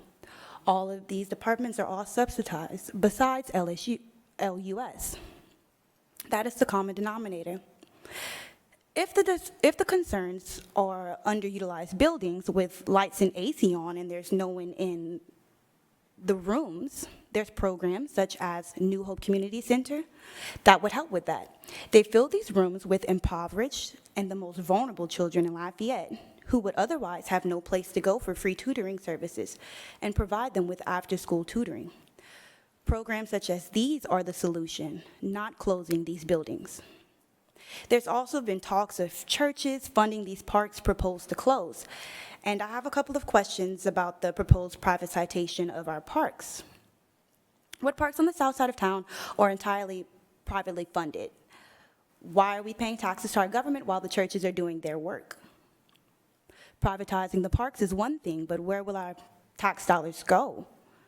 Should people on the north side of town be tithing instead of paying taxes, since the churches will be the ones funding our communities? I ask everyone here today to stand on the right side of history.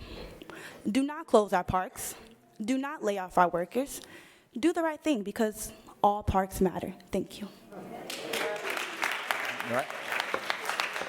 Marja Broussard. First of 4 remaining speakers is Marja Broussard, followed by Devon Norman. Good evening. Thank you for the opportunity. I am Marja Broussard, the president of the NAACP here in the city of Lafayette. I'm also the vice president of the state for District D, which includes Lafayette. I'm a lifetime resident of Lafayette.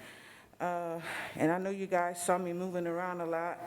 I misplaced my notes, so I'm going to try to just swing it with my heart.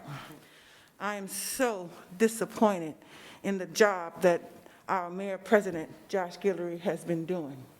It started out with removing our chief of police that we had worked so well with and had done so much to bridge the community, the African-American community in particularly, where it relates to law enforcement. And then he fought against the Less Pay project, tooth, nail, toes, and everything else in him, and had the audacity to have a Photoshop with a sledgehammer as if it was his idea. I'm kind of just sick of the smoke and the mirrors and the games and the BS and the lies and the illusions that you and your chief officer of minority affairs play with the black people. I can't imagine for one single second. I have 26 committees for the NAACP. And I can't imagine for one second not talking to that committee chair about a move that I was going to make.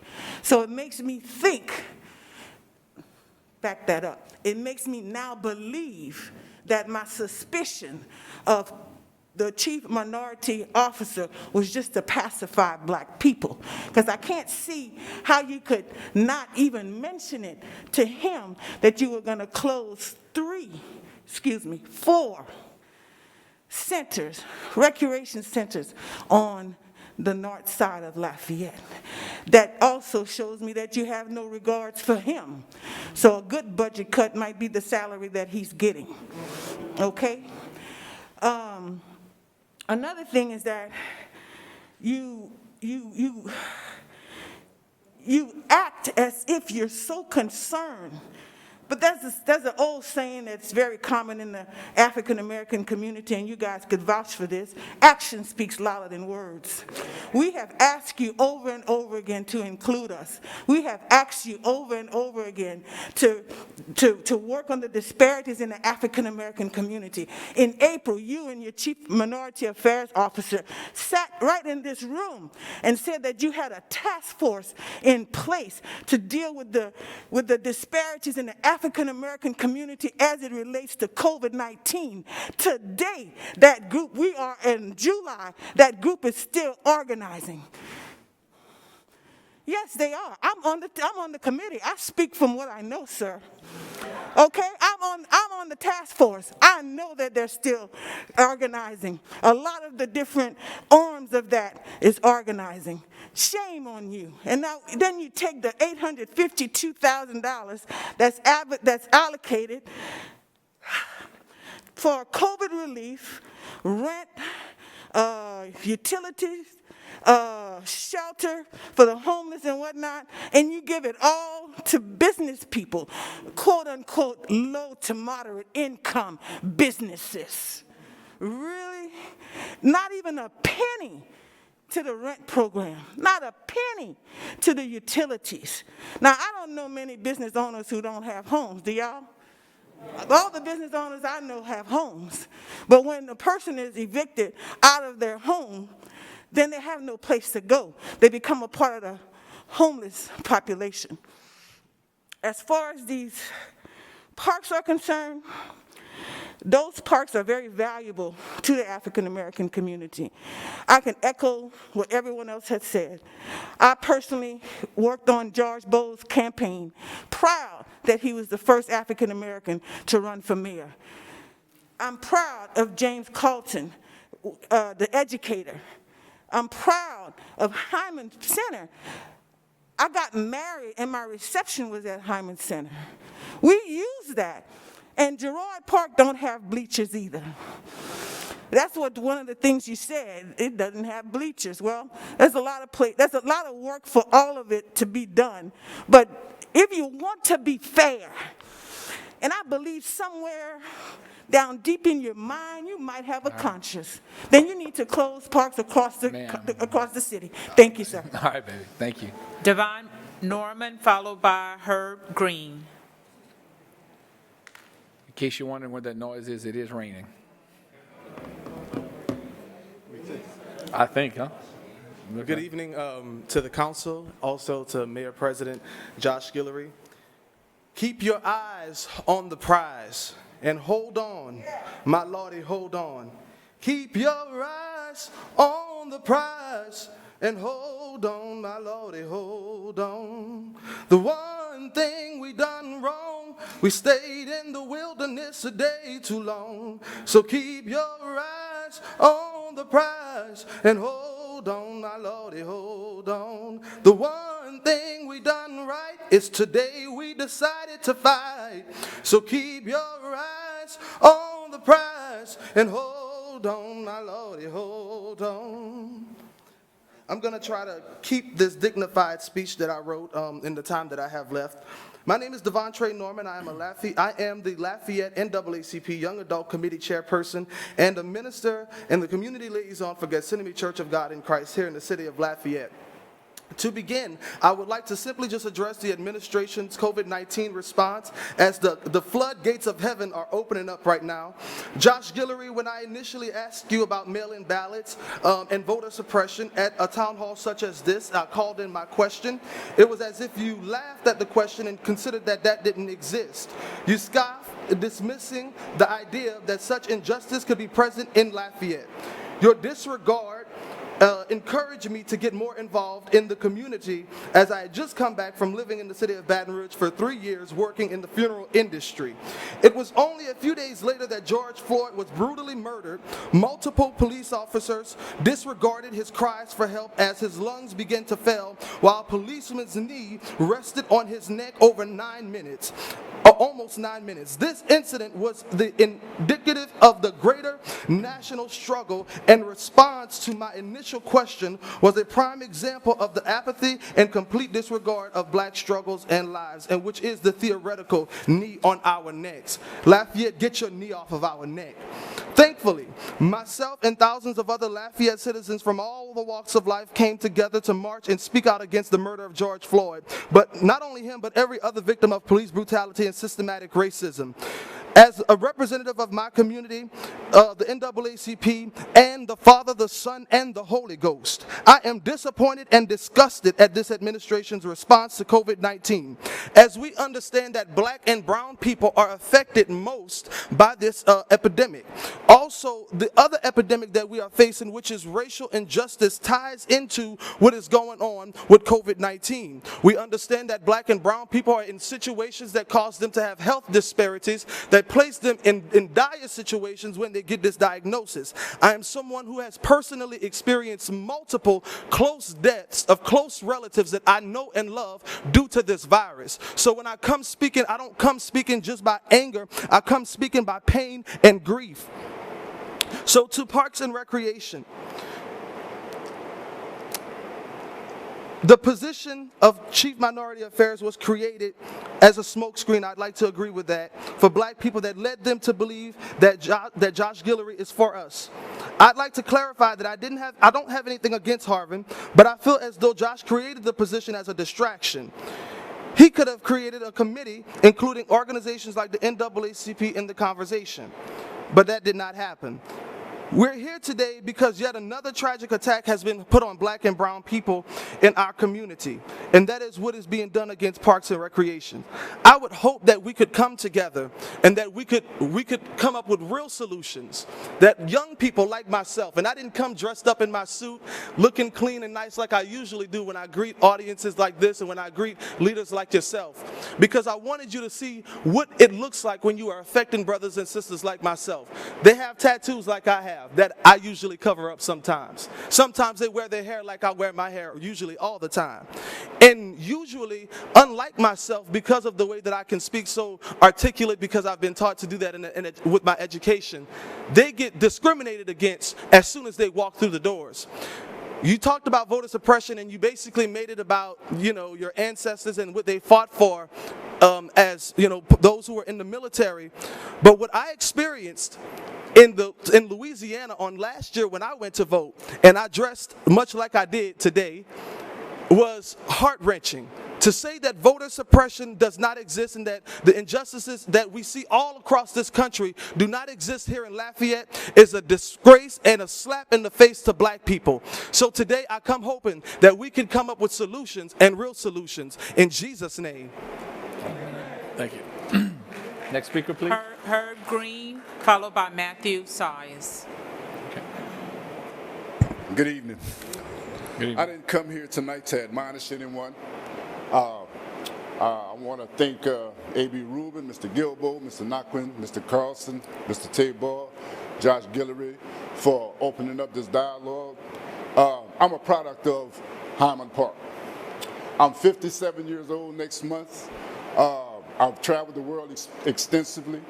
I am a professional musician, and I got my start in Hyman Park, in Hyman Recreation Center. I have recorded with some Grammy-nominated artists from, what's his name? I'm drawing a blank, but Lee Oscar of War. I performed with various people throughout the state. But I would never gotten that confidence without the interaction that I got at Hyman Park Recreation Center. There were vital programs that developed me, that gave me the confidence to enroll in the military, where I served with Mr. A.B. Rubin, and I got the chance to see him over in Germany when he came over for Reforger, the return of forces to Germany. But he would have never achieved that had he not gotten the experience. We both grew up on St. Charles and Lily Street, right across from one another. But what's significant about those rec centers is it builds competition. It builds healthy competition. And if you take that away, there's going to be a competition. There's going to be a competition, I'm telling you. And that competition is going to be between drug dealers. That competition is going to be between people that we don't want in those places. That competition is going to come from people who are trying to recruit our young people into places that are not conducive to healthy growth, being productive contributors to not just the North Side, but to Lafayette as a whole. And it's incumbent upon all of you to reconsider what is happening. Because if you don't want a Ferguson, if you don't want a Chicago, if you don't want a New York City and various places that I have gone to, like Los Angeles, where crime is rampant,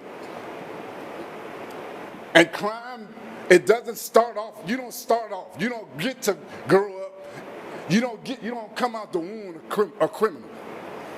That's something that you learn. And if you don't have the things in front of you that would promote learning, see, because education is not always formal. It comes from people who went to prison. It comes from people who are experienced in life. that didn't get a chance to have a college degree. Those are the people that are encouraging those young people in those centers to do that. I watched Mr. Guillory all night with a smirk on his face. And his attitude is passive. And I don't know you personally, so I can't call you a racist.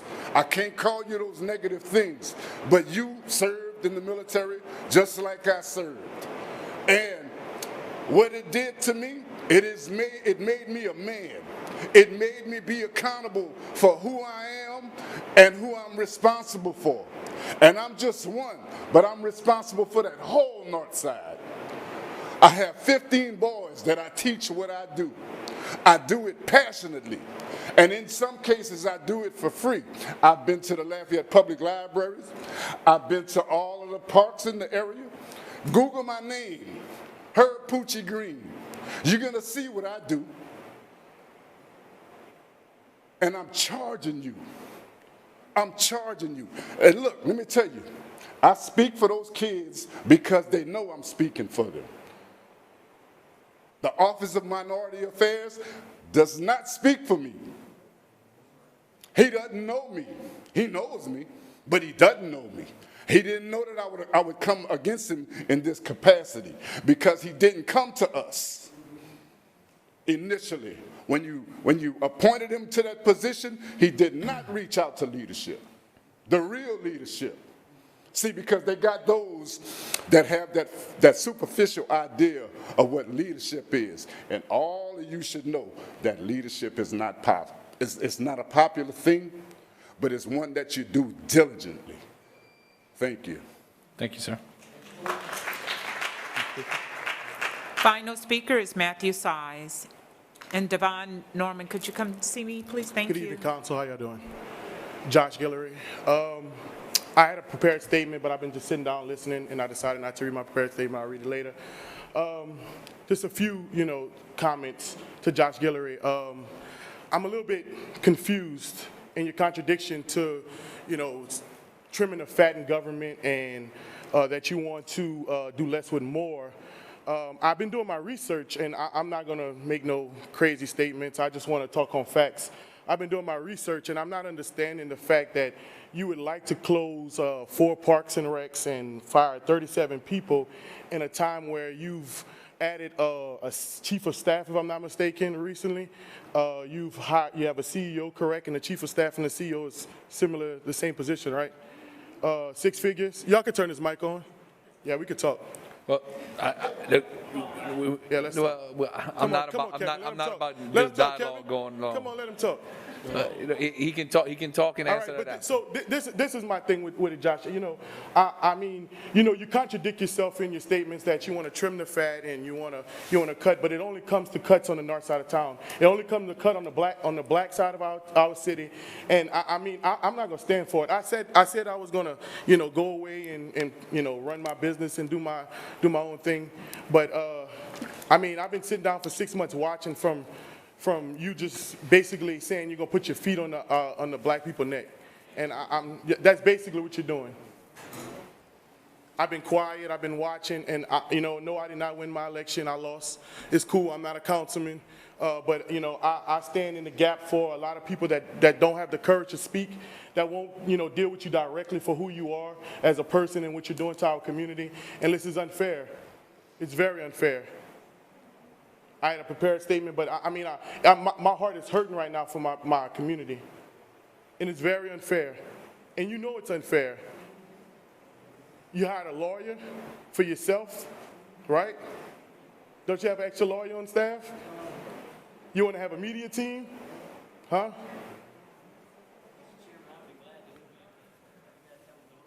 The rule is after he finishes talking, you can address any comments that was made, and you have your closing statement. It's interesting though. You want to trim the fat on certain situations. There's a lot of money around. I read the budget. I read it. I looked at it. There's a lot of money around. You can do a lot with what you have going on. I'm not going to go into it, but I just want to throw out your administration cabinet. 6-figure income. A lot of people. It's a lot of money. But those 37 people, making less than $40,000 a year, firing them. Got to go home to their kids and say they don't have a job. Think about it. In our community, I ain't got nothing else to say. Mr. Chair, Yep. we do have staff just brought in someone who had signed in timely. His name is Kenny Tebow, and he is the final speaker. Okay.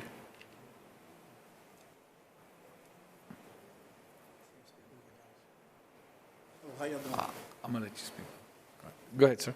My name is Kenny Tebow. I'm on the board of Brown Park.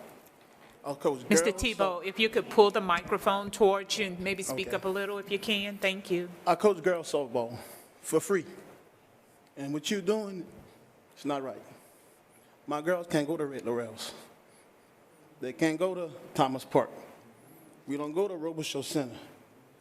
All those centers that you're trying to take away, that's for them. I know who you represent, and we're not cool with him. Mr. Trump is not for North Lafayette, and we know who you represent. He is not for North Lafayette, just like you are not for North Lafayette. And they're vital to those kids coming up. I know you could care less because you showed it.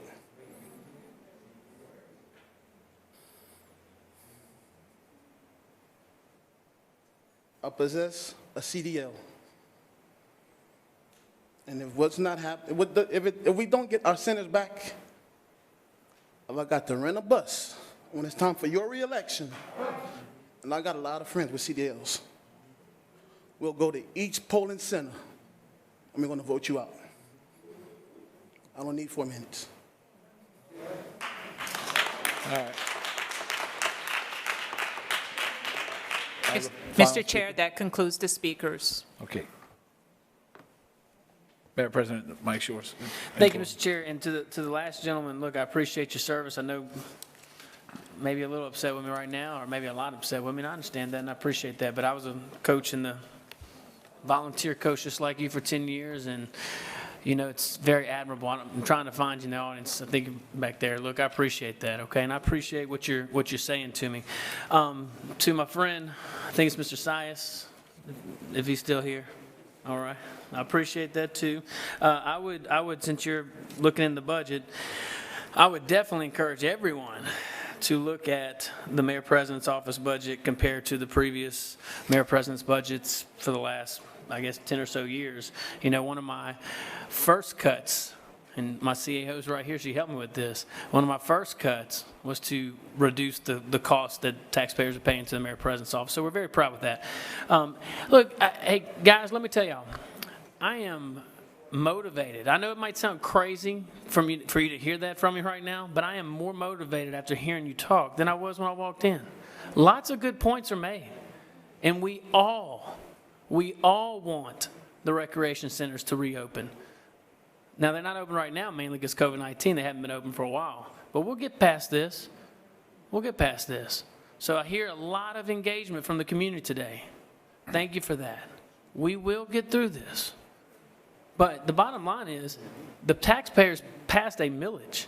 And Councilman Nakan referenced it earlier, and I appreciate that analysis that you gave, and there's probably a lot of merit to it. It's the truth. And it's, well, there you go. So speak it and it shall be. That's what I heard. But there's a millage that comes in, and quite frankly, I have some stats here. Since 2000, since the year 2000, we have subsidized that millage by $61 million. Subsidized means it wasn't sustaining itself to the tune of $61 million. That's important. We can look at this opportunity, or we can look at this situation, as we're slicing and dicing, cutting. Someone said over here earlier in a comment that, you know, it's not innovative, it's not leadership just to cut and move on. I agree with you. And if all we were doing was cutting and folding my tent up and going home, you'd have some merit there. But that's not what we're doing. But the bottom line is we do have to get our fiscal house in order. We're going to do that, but I'm going to rely on the community to help us with these ideas and as we think outside the box. And I'm going to work with not only our parish council, but our city council as well. I had a great conversation last night. One of our council members here was on the phone. But the ideas are out there. We're going to find it.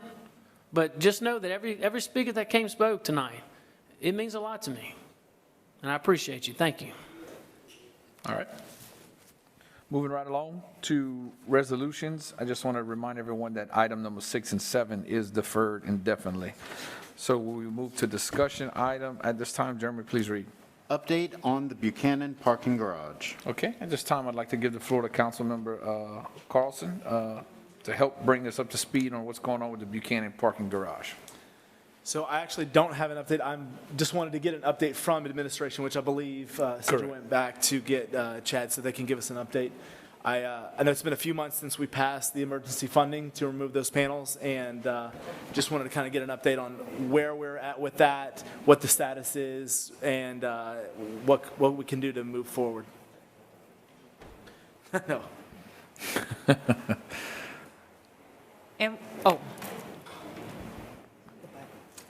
And while Chad comes up, anybody in the audience or listening outside in the foyer, in the overflow crowd, if you would like to speak, you have to sign up. There's a table out there. I've had a few people come up and ask me if I had their name. And if you do not sign up with the table outside, I won't be able to call your name. Thank you. All right. You got the floor, Chad. All right, thank you. Good evening, ladies and gentlemen of the council. Chad Neville, Public Works Director, for the record. As you're all aware, the parking garage was under construction. Removing the concrete panels on the sides of the building due to the condition of those panels. The project wrapped up the majority of the project wrapped up about 3 weeks ago. We've got $287,000 approximately spent on the project. We bid it out at $375,000, so it came in under budget. Certainly came in under the contract time, so we're real excited about that. It's a much safer parking garage today. We're still looking at how we're going to get it repaired and different options on trying to get that thing back in service completely. And of course, I do also want to add that we've got the first floor cleaned up. According to the engineers, we can open up the first floor for parking to get that back in service, because obviously downtown parking is a difficult situation in the particularly the courthouse complex. Right.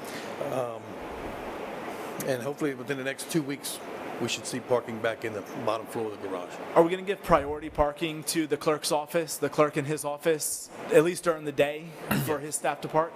Yeah, they're permitted, employees have permitted parking. There's obviously going to be limited, spaces available. You said it's about 35 parking spots on the first floor? I think it's around 46. 46, okay. So we're making arrangements to allow for those permitted parking to be shared throughout the courthouse complex. Chad. Yes. Chad, you're going to have to, with the metal roof and the rain, you're going to have to get closer and speak up, because the people at home won't pick up the sound. You have to get real loud. You got it. Yeah. Get loud. Do you have a time frame on getting an engineering assessment done on now that we have those panels removed, the structural integrity of it, and an actual cost on what it would take to fix any of the structural issues, repaint it, I know put barriers back in place so that car parking can't go past where they should? Or do we have a time frame on that? So when we removed all the concrete panels, we were certainly able to verify what we believed and what we expected to find, which is the beams, the columns, there's significant deterioration. The engineers were able to go and verify this, and currently being able to devise a repair method is going to be much easier now, okay? We're currently evaluating whether or not we should invest in designing a set of repair plans. It's going to be costly. Obviously, the repair of the building to get it back in service is going to be very costly. So there's a funding issue there. I'm sure that there's also some opportunities with an RFP that was done before to try to revisit that particular model to try to get that building back in service, But currently, we're assessing the feasibility of designing a fix. Okay. Do you know what the cost would be on just the design? work? You said Yeah, if we were to hire the engineer to develop the plans. Right. It's less than 200,000. That's probably the best ballpark I can give you at this. so just for plans. I Yes. mean, it could be $150,000 just for plans to redevelop 150 it. to 200,000 would be the design fees that we would associate with developing that repair, that fix. Okay. All right. I don't have any questions at this time. Okay, Councilman Gilbo. Chad, thanks for the presentation, and just a follow-up to Councilman Carlson's question on the integrity of the structure. I heard what you just said in terms of the assessment, and there are some issues. I guess my concern would be, or question to you would be, we're going to be using the first floor. Everything above it may not have the integrity that we need to, be on the safe side. I mean, can we give assurance that those 47 parking at the bottom are going to be safe? Yeah. Well, first of all, hope the they engineers better wouldn't be have safe. opened it if they didn't think it was safe, to put someone on the first floor. Now, we're going to inspect the building quarterly to continue to monitor particularly the areas that have seen deterioration. And I could also add that we removed 1 million pounds off the building by taking those concrete panels off. So again, taking that as a whole, the garage is safe to use for the bottom floor only. Yeah, I guess if I'm going to park there, I would want some kind of assurance that it is a safe environment. And Right. So, okay, good, thanks. Okay, I'm not seeing any other Thanks, Chad. discussion at this time. Thank you so much. Thank you. I appreciate it. Sidra, Mayor President, it's not related to the parking garage. It's not really related to anything other than when you mentioned the subsidy earlier on the millages. Can you get me in this parish council a breakdown of each millage and department and how much has been subsidized from the general fund to not only Parks and Recreation millage, but all of the other ones, so we can get a better idea of just how much the millages are underperforming and how much is coming out of reserve to meet those services in all departments, just for budget purposes, and so as we can get a better understanding, okay? I'm sorry. Go ahead. I think that is extremely timely and extremely helpful, especially as we go through this budget process. And you'll see the executive budget that was submitted, I think, by 6 p.m. tonight, 6 p.m. It's in your inbox, I believe. I know it's on the intro, and we're going to discuss it next week. So that's a good prelude, because as you'll see, there are many millages that have been subsidized. We're talking about one tonight, but there's been a severe breach of that city general fund and parish general fund. And this is unfair to you and to us and to everybody, taxpayers, that are used on recurring expenses to pay overhead when you could use those to fix a rec center, when you could use those for one-time capital projects, when you could pave a road, fill a pothole, fix drainage, you name it. So I am so happy that you're asking that. When we go into budget here in the next couple months, let's evaluate every millage. I think that'd be healthy. Thank you. Okay. All right. We're going to move right along to ordinances for final adoption. This is a public hearing, and blue sheets or the phone calls are available for anyone wishing to address the council. We do have a 5-minute rule that does apply. Jeremy, can you please read item number 9? Parish Ordinance 27, 2020. An ordinance of the Lafayette Parish Council amending the fiscal year 1920 operating budget of the Lafayette City Parish Consolidated Government to provide for adjustments of revenue and appropriation estimates. Need a motion in a second? Motion by Councilman Tabor, second by Councilman Carlson. Not seeing any council discussion. Ms. Williams, are there any public comment? No, sir.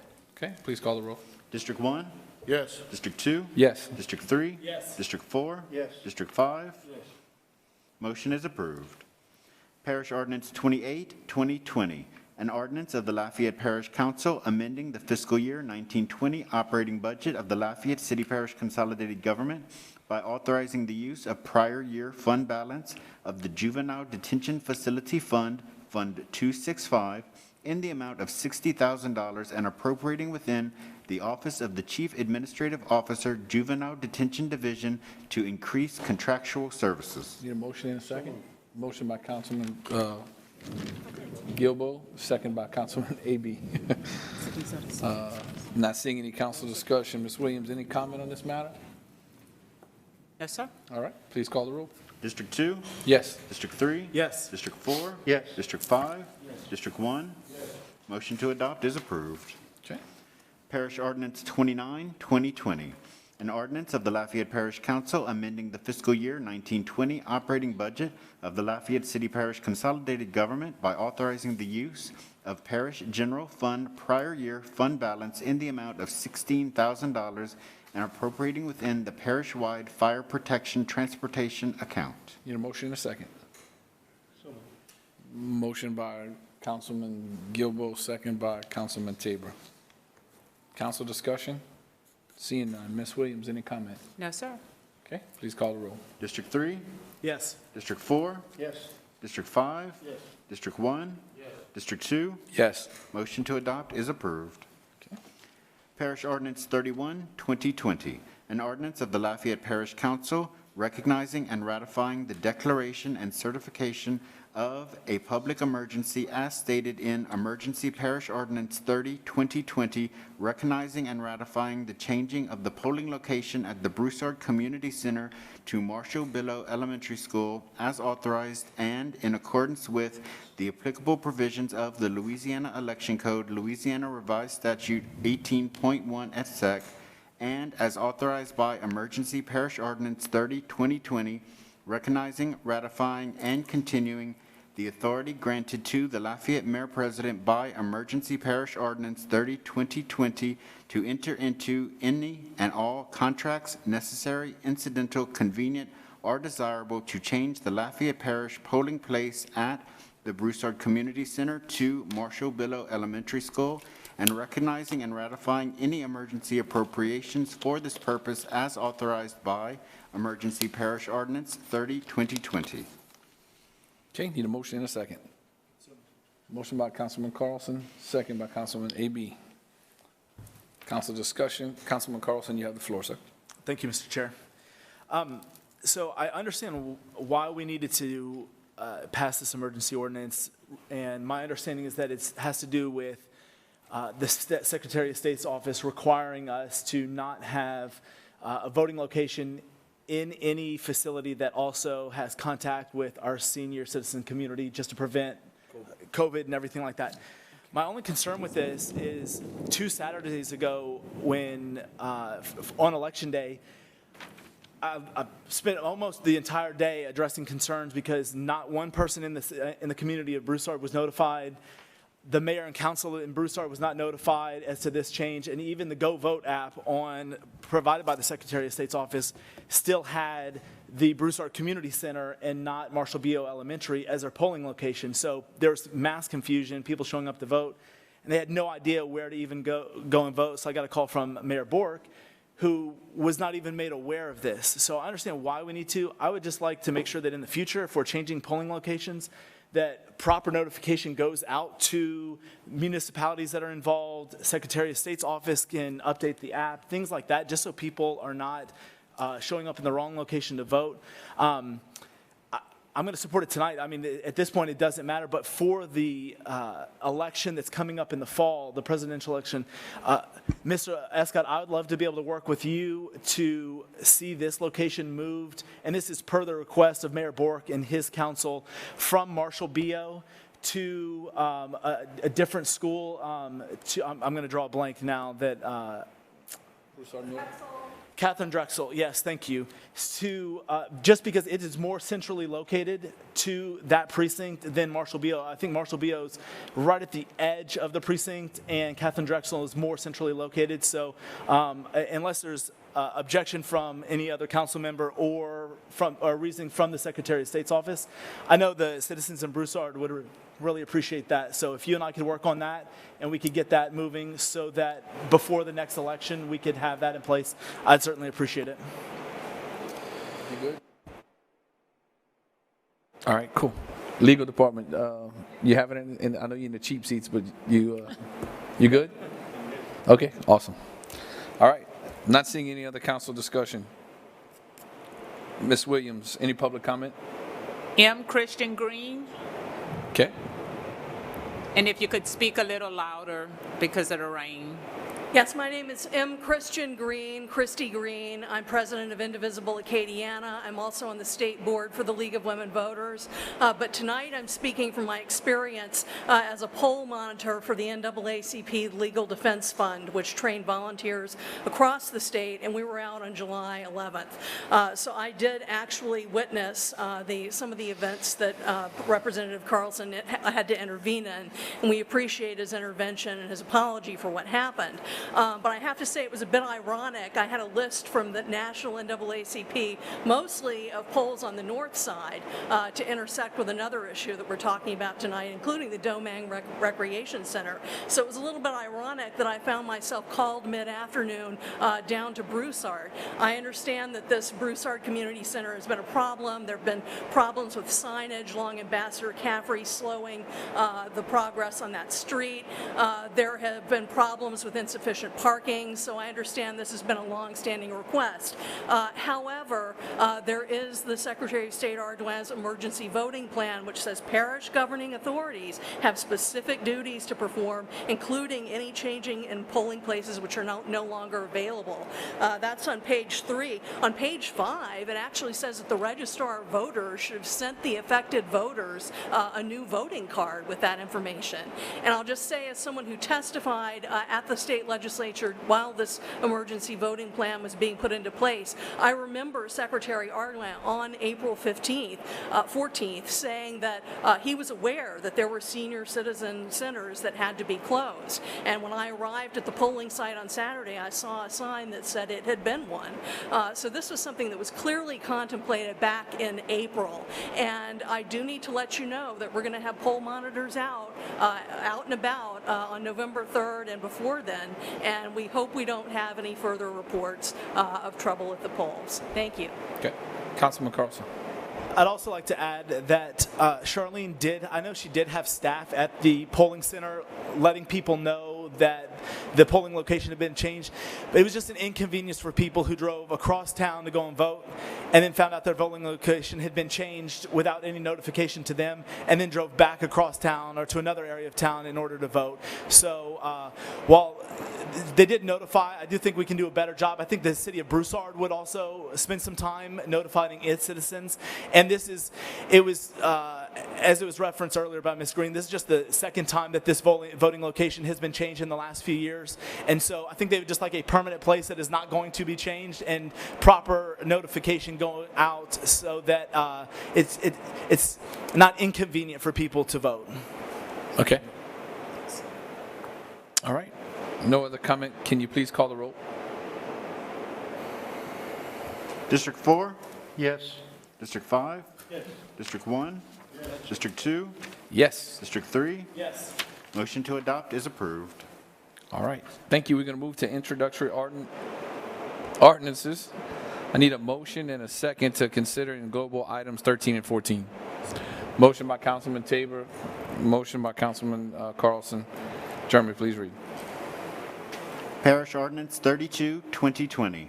An ordinance of the Lafayette Parish Council approving the establishment, maintenance, and operation of a temporary branch office of the Lafayette Parish Registrar of Voters at the East Regional Library for conducting early voting pursuant to Louisiana Revised Statute 18133, recognizing, ratifying, and confirming the Lafayette Mayor President's execution of the Memorandum of Understanding between the Louisiana Department of State Office of Secretary of State, the Lafayette Parish Registrar of Voters, the Lafayette City Parish Consolidated Government, and the East Regional Library, authorizing and directing the Lafayette Mayor President to enter into an intergovernmental agreement with the City of Broussard and the City of Youngsville for the funding of the temporary branch office for the Lafayette Parish Registrar of Voters at the East Regional Library for conducting early voting, and amending the fiscal year 1920 operating capital budget of the Lafayette City Parish Consolidated Government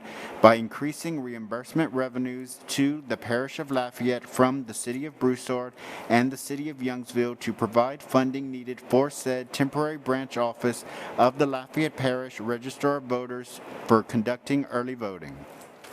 Parish Ordinance 33, 2020, an ordinance of the Lafayette Parish Council authorizing the Lafayette Mayor President to enter into an intergovernmental agreement between the Parish of Lafayette and the City of Broussard relative to operation and maintenance of Arsenault Park.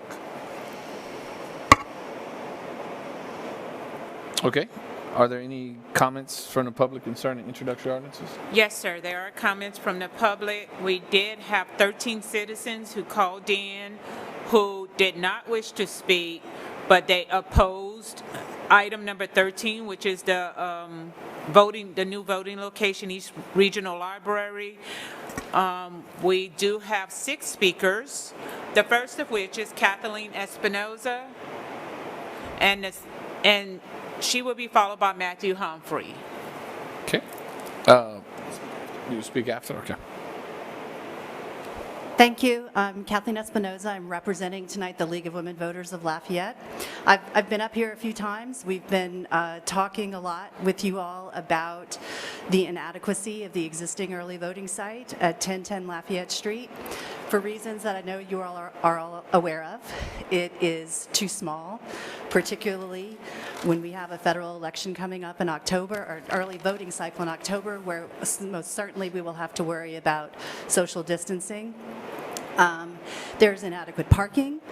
It is very difficult for a lot of people to get through the very small spaces that is that building up to the 3rd floor, particularly disabled people. So the proposal before you tonight to open a second early voting site, or an additional early voting site at the East Regional Library, is not, the League of Women Voters feels, the fairest, most equitable option. The East Regional Library is not accessible by public transit. It is not centrally located. It is located, we feel this is located to convenience a minority of the population on the south side of Lafayette. And it also leaves what's left, the site at 1010 Lafayette Street, which doesn't mitigate the negative space that is. There are 11 parishes in Louisiana that have 3 or more early voting sites: Ascension, Calcasieu, Cameron, East Baton Rouge, Jefferson, Lafourche, Orleans, Plaquemines, St. James, St. Martin, St. Tammany. I don't know what's wrong with Lafayette Parish. Many of these parishes have a much smaller population than we do. And I'm not even bringing up the ones that already have 2, which is probably another 10 or 11 sites, or 11 parishes. So I urge you to really consider this. It's come to my attention that there has been some discussion of opening a 3rd early site at the MLK Center. I was hoping that one of you could give some assurances to the public that this would be in place by the early voting cycle in October. Thank you. Okay, thank you. Next speaker. Matthew Humphrey, followed by Marshall Broussard. Pull this down this time. Kevin, I apologize for disrespecting you earlier.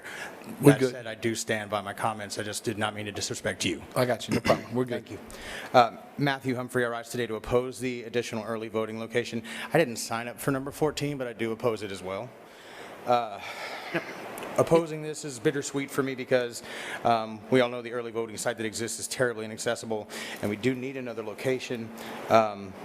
However, being this new location is going to be so far into the south side between Broussard and Youngsville, it makes it difficult to support this when viewed in light of budget decisions being made that are affecting the north side of the parish. It certainly appears like equitable opportunities are being denied to the poorer neighborhoods in the north of the city parish, largely populated by the black community. I'd urge the council to consider an alternative that provides comparable access to the areas where it's been shown that there is less vehicle ownership. According to a recent article by The Current, this equates to less ability for voters to make it to the early voting location, whereas vehicle ownership in the proposed area is dramatically higher. On another note, although it sounds like a good deal for Youngsville and Broussard to cover the upfront costs and the cost for the following 2 years, it feels like this is lacks a lot of foresight. What happens when the parish picks up the tab? More cuts to resources to underserved parts of the parish.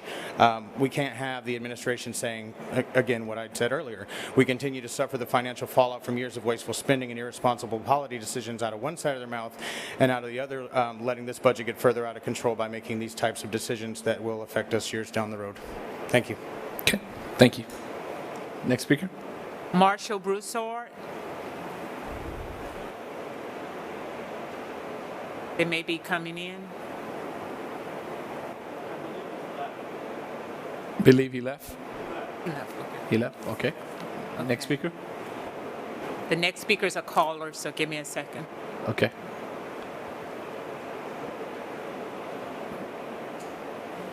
Is there any way to mute the rain, like the ceiling? Or?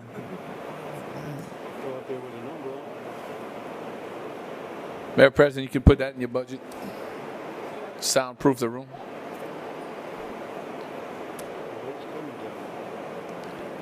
It's pouring.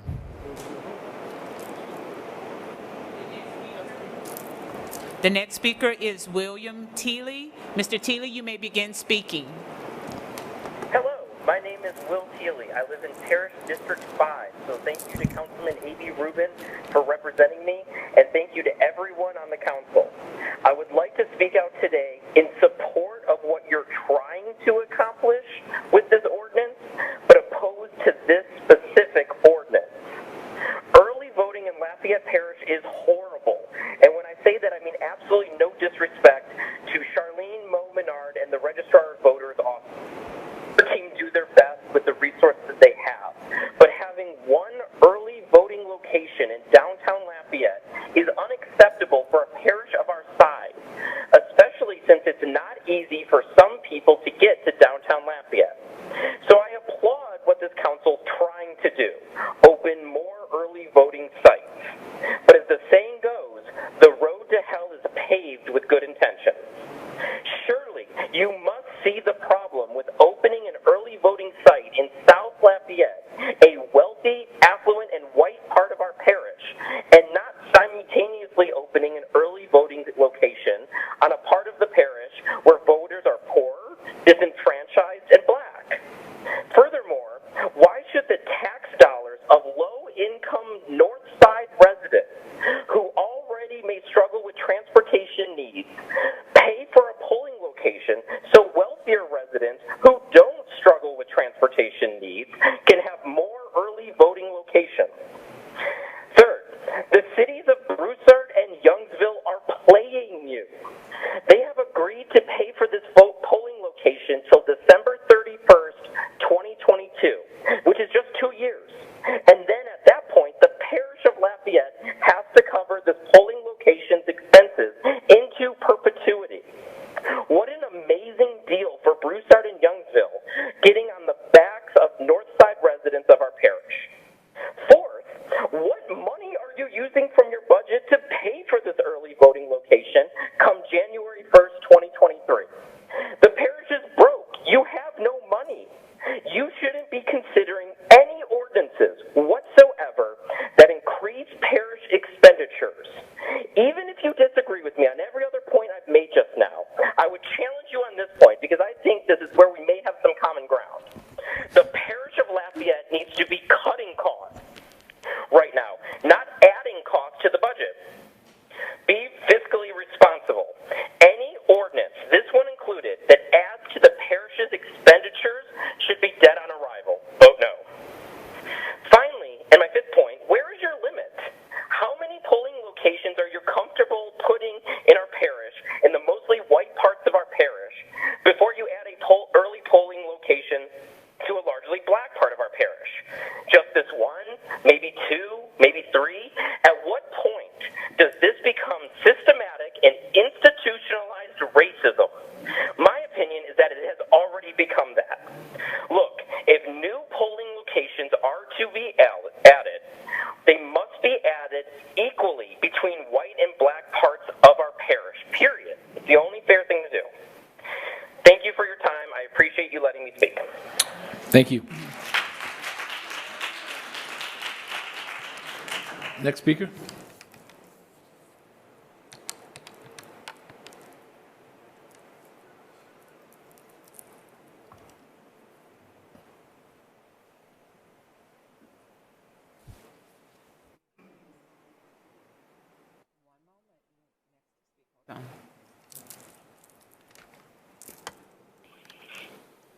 Next speaker is Nell Hahn. Ms. Hahn, you may begin speaking. Thank you. My name is Nell Hahn. I'm in Mr. Rubin's district.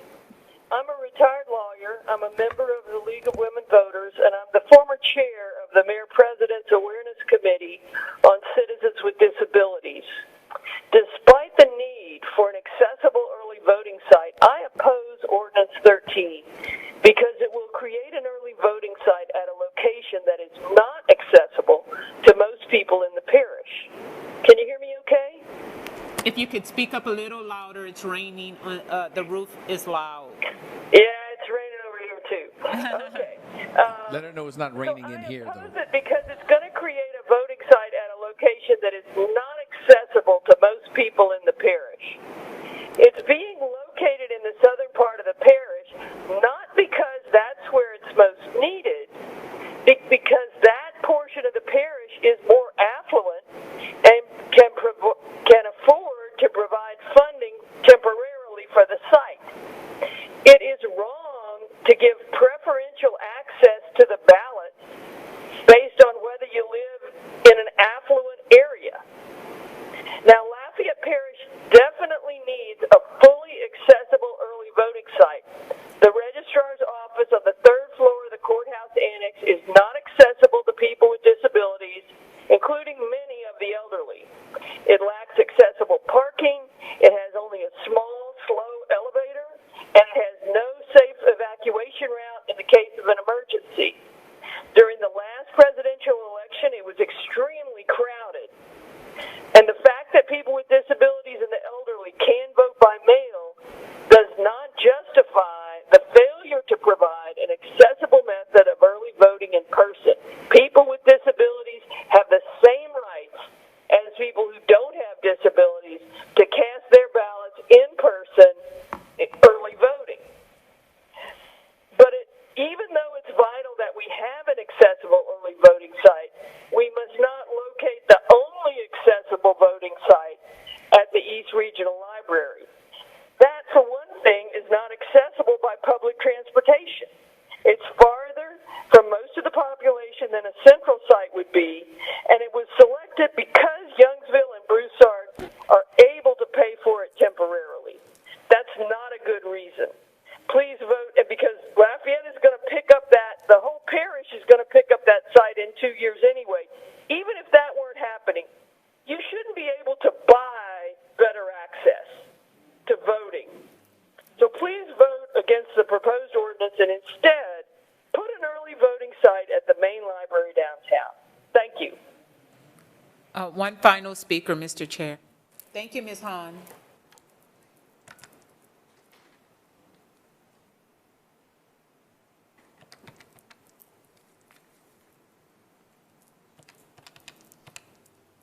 You're doing a great job, Veronica. Thank you.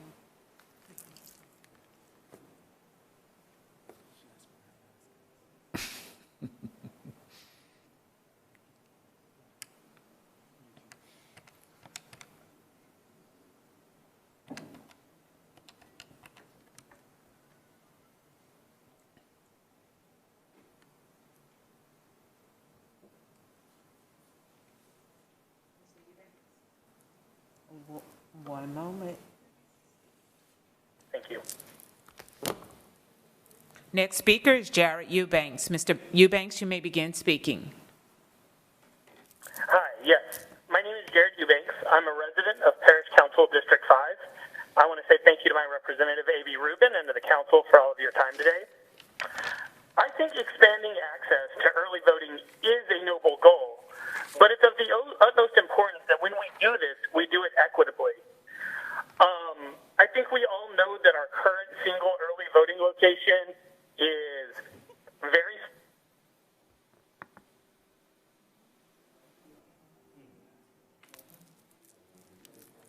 Mr. Eubanks?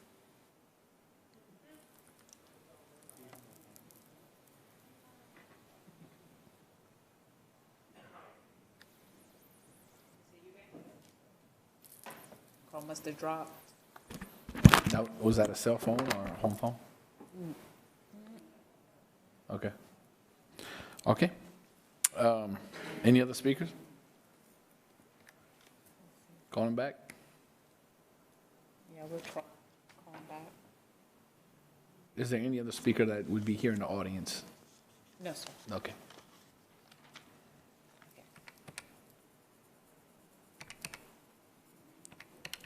Is that LUS or want to make sure we ain't dropping lines, sir?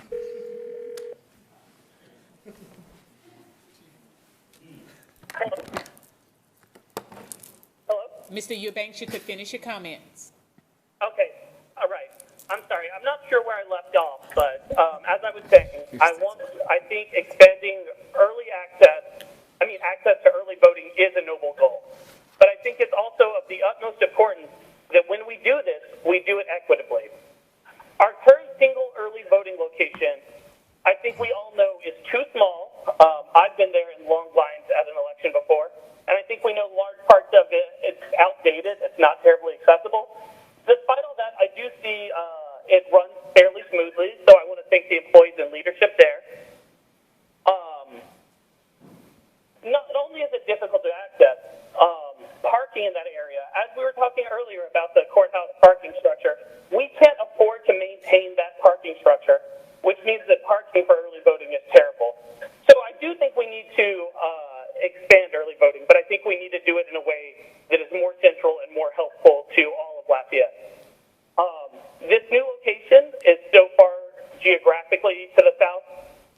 There isn't public transportation, so it isn't even going to take a large burden off of our current location. Also, right now, we're essentially talking about opening a new location in an affluent part of town as opposed to making a point more accessible to people that have historically been disenfranchised. I appreciate the passion of the people that have come together to set aside funds to establish this early voting location, but paying to increase one's own access to early voting without increasing it across the board is antithetical to the idea of American democracy. Voting should never be pay to play. And it's not even pay to play in this case. Not long after it's established, we're expected to pick up the tab for operating this for as long as we continue to operate it. We are going to pick it up on the same budget that can't repair this parking structure that we so desperately need downtown for our current one to exist. I hope everyone realizes the dire straits the parish is in and that this does not solve enough problems to be worth it and is morally wrong. Thank you guys for your time today. Okay, Thank you, Mr. Eubanks. All right, that's the end of the speakers. Now we'll move to council discussion. Councilman Carlson, you have the floor. Thank you, Mr. Chair. I just want to take a moment to kind of answer some questions and clarify some, rumors, miscommunication that's going on about this site. So I don't think there's anyone up here in the audience, at home, no one in Lafayette Parish that disagrees that the current early voting site is inadequate. I think we only had 12,000 early voters in the last presidential election. This ordinance is not the parish council assessing the entire parish, the needs of the parish, and deciding where best to put an early voting site. This was brought up to me when I first took office by both the cities of Broussard and Youngsville, who, if anyone in their communities wants to early vote, you need 3-4 hours of time to drive across town, through traffic, try to find a place downtown to park, wait in line, vote, and drive back. It's impossible to do on a lunch break, or very few people have that kind of time in a day to be able to go and early vote. So we're not talking about, that's how this conversation came up. When I met with them, they said that they would like to see if this is doable. So I spoke to Ms. Toops, our CFO. She said that we don't have the money to be able to support an early voting site. The first year cost of this, you're looking at about $45,000 per site to get it up and running initially. And subsequent years, you're looking at about $10,000 to $12,000 per year after that. So the cost goes down, but we don't have either one of those amounts of money to be able to spend from the parish general fund. And at that time, both the cities of Broussard and Youngsville said that they would approach their councils and see if they would be willing to split the cost of an early voting site that would serve predominantly the cities of Broussard and Youngsville, but based on the location would also serve the south side of Lafayette. And so this was not, again, like I said, this is not the parish coming and saying, well, we've assessed all of the voters, early voting, where's the greatest need, and here's where we think we should spend the money. This is the cities of Broussard and Youngsville stepping up and saying, we're willing to fund a site that is going to predominantly serve the citizens in our community, but we also know that it will serve citizens throughout the unincorporated areas of Lafayette Parish and the south side of Lafayette, and we're willing to fund that site in order to make that happen. So I think it was a very generous offer from both of those cities in order to make this happen. I would also like to point out that this is not a move to disenfranchise anyone, that we're talking about early voting, not with someone's right to vote. We're talking about the convenience of being able to go early and vote so that you don't have to go on election day, not instead of going on election day. There are still over 125 or 128 precincts throughout Lafayette Parish that are going to afford everyone the opportunity to vote on election day. And so for me, this was not a what's the best, let's get with the registrar of voters, let's try to assess where the best location is, and let's cut money from an already strapped parish budget to fund this site. This was us as a parish council facilitating the need, a desire of two municipalities within the parish that were willing to step up and fund this. I'll also speak to this. In this ordinance, there is no guarantee of future funding. This is Broussard and Youngsville saying that they're willing to fund this site for at least 2 years. I know there have been talks of potentially in the future, but they want to see if this is even a need or a viable option, and they want to do this as a proof of concept and then make that decision. But also, this council can make the decision in 2 years that we're not going to continue to finance or fund this site. So there is no language in this ordinance that would require the parish or guarantee or force the parish to spend money on an early voting site in the future beyond this time. So I wanted to make sure that was clear and answer any questions. Do any of the other council members have questions about this? I know a few of you have reached out to me, but I wanted to make sure I addressed all of your concerns. I've really been working on this the last few months. I'm not seeing that. All right, I'm done. Thank you, Mr. Chair. Okay. Mayor President. Thank you, Mr. Chair. I echo everything that Councilman Carlson said, but I also have news. And Councilman Pat Lewis on the city council side and myself, we've worked very, very hard. And as it stands right now, it is looking very likely that we will have an early voting site at the on the MLK Center, which would service the north side. So this is one issue with the parish, and Councilman Carlson is representing his district, and the parish is addressing that, working with municipalities. But to all of our neighbors here today and across the city, I think we all agree. 1010 building is inadequate. The north side of our city and our parish also deserves equal opportunity to vote, and it looks like we're going to make that happen for this presidential election. So I'm very excited about that, and we should all be. The 1010 building, I was talking to the Secretary of State, so we can't just eradicate the 1010 building because that's where our registrar of voters is. So it's going to be a little skeleton crew, but the way I look at it is it's just an extra site, so that's great. So if we can put one at MLK Center, put one on at that location, and then have an extra one downtown, can't hurt, more access to vote, so I'm very happy about that. Okay. Food for thought, what about the downtown library? Yeah, I think one Large of our space, speakers mentioned that. Parking lot? Okay. Yeah, I'm with you.